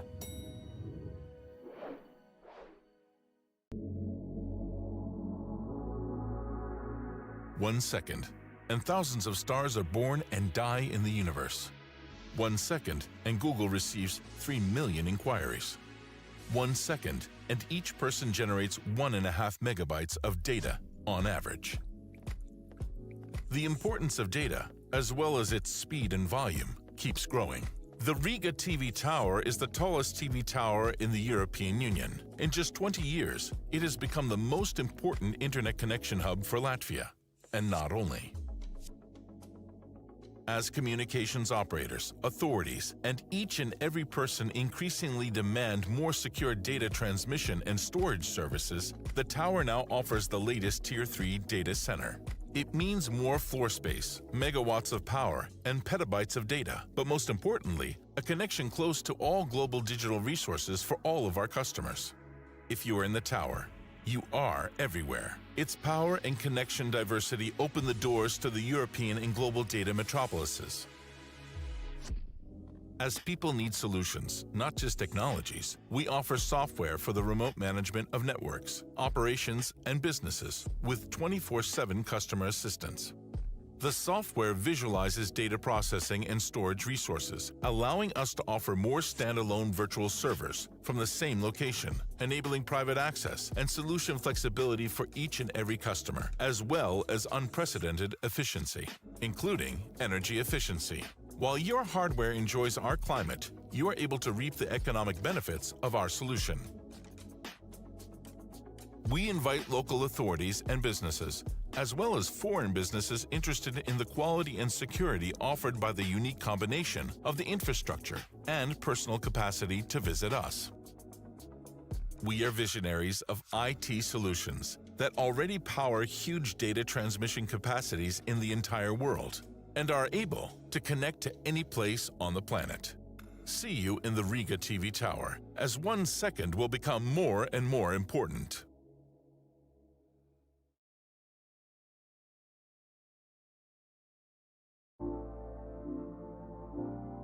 The SNS ICE project is the ambassador of the SNS-JU, creating synergies and fostering collaboration among European and global stakeholders, working on the development and validation of future 6G smart networks and services.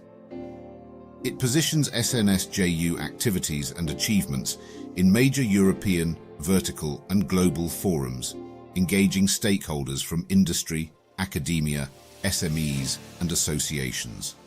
6G is crucial for enhancing Europe's competitiveness and technological sovereignty, but also improving the future business environments and our daily life. In order to achieve this goal, Europe should heavily invest in building and designing future communication networks and smart services. The Smart Networks and Services Joint Undertaking is tasked with funding, facilitating and promoting European research and innovation for future connectivity systems. To accomplish these ambitious results, the SNS ICE project works on several fronts.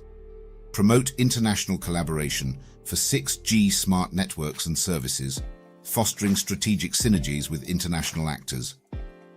Promote collaboration among European stakeholders originating from SNS-JU projects, national initiatives, and EU member states.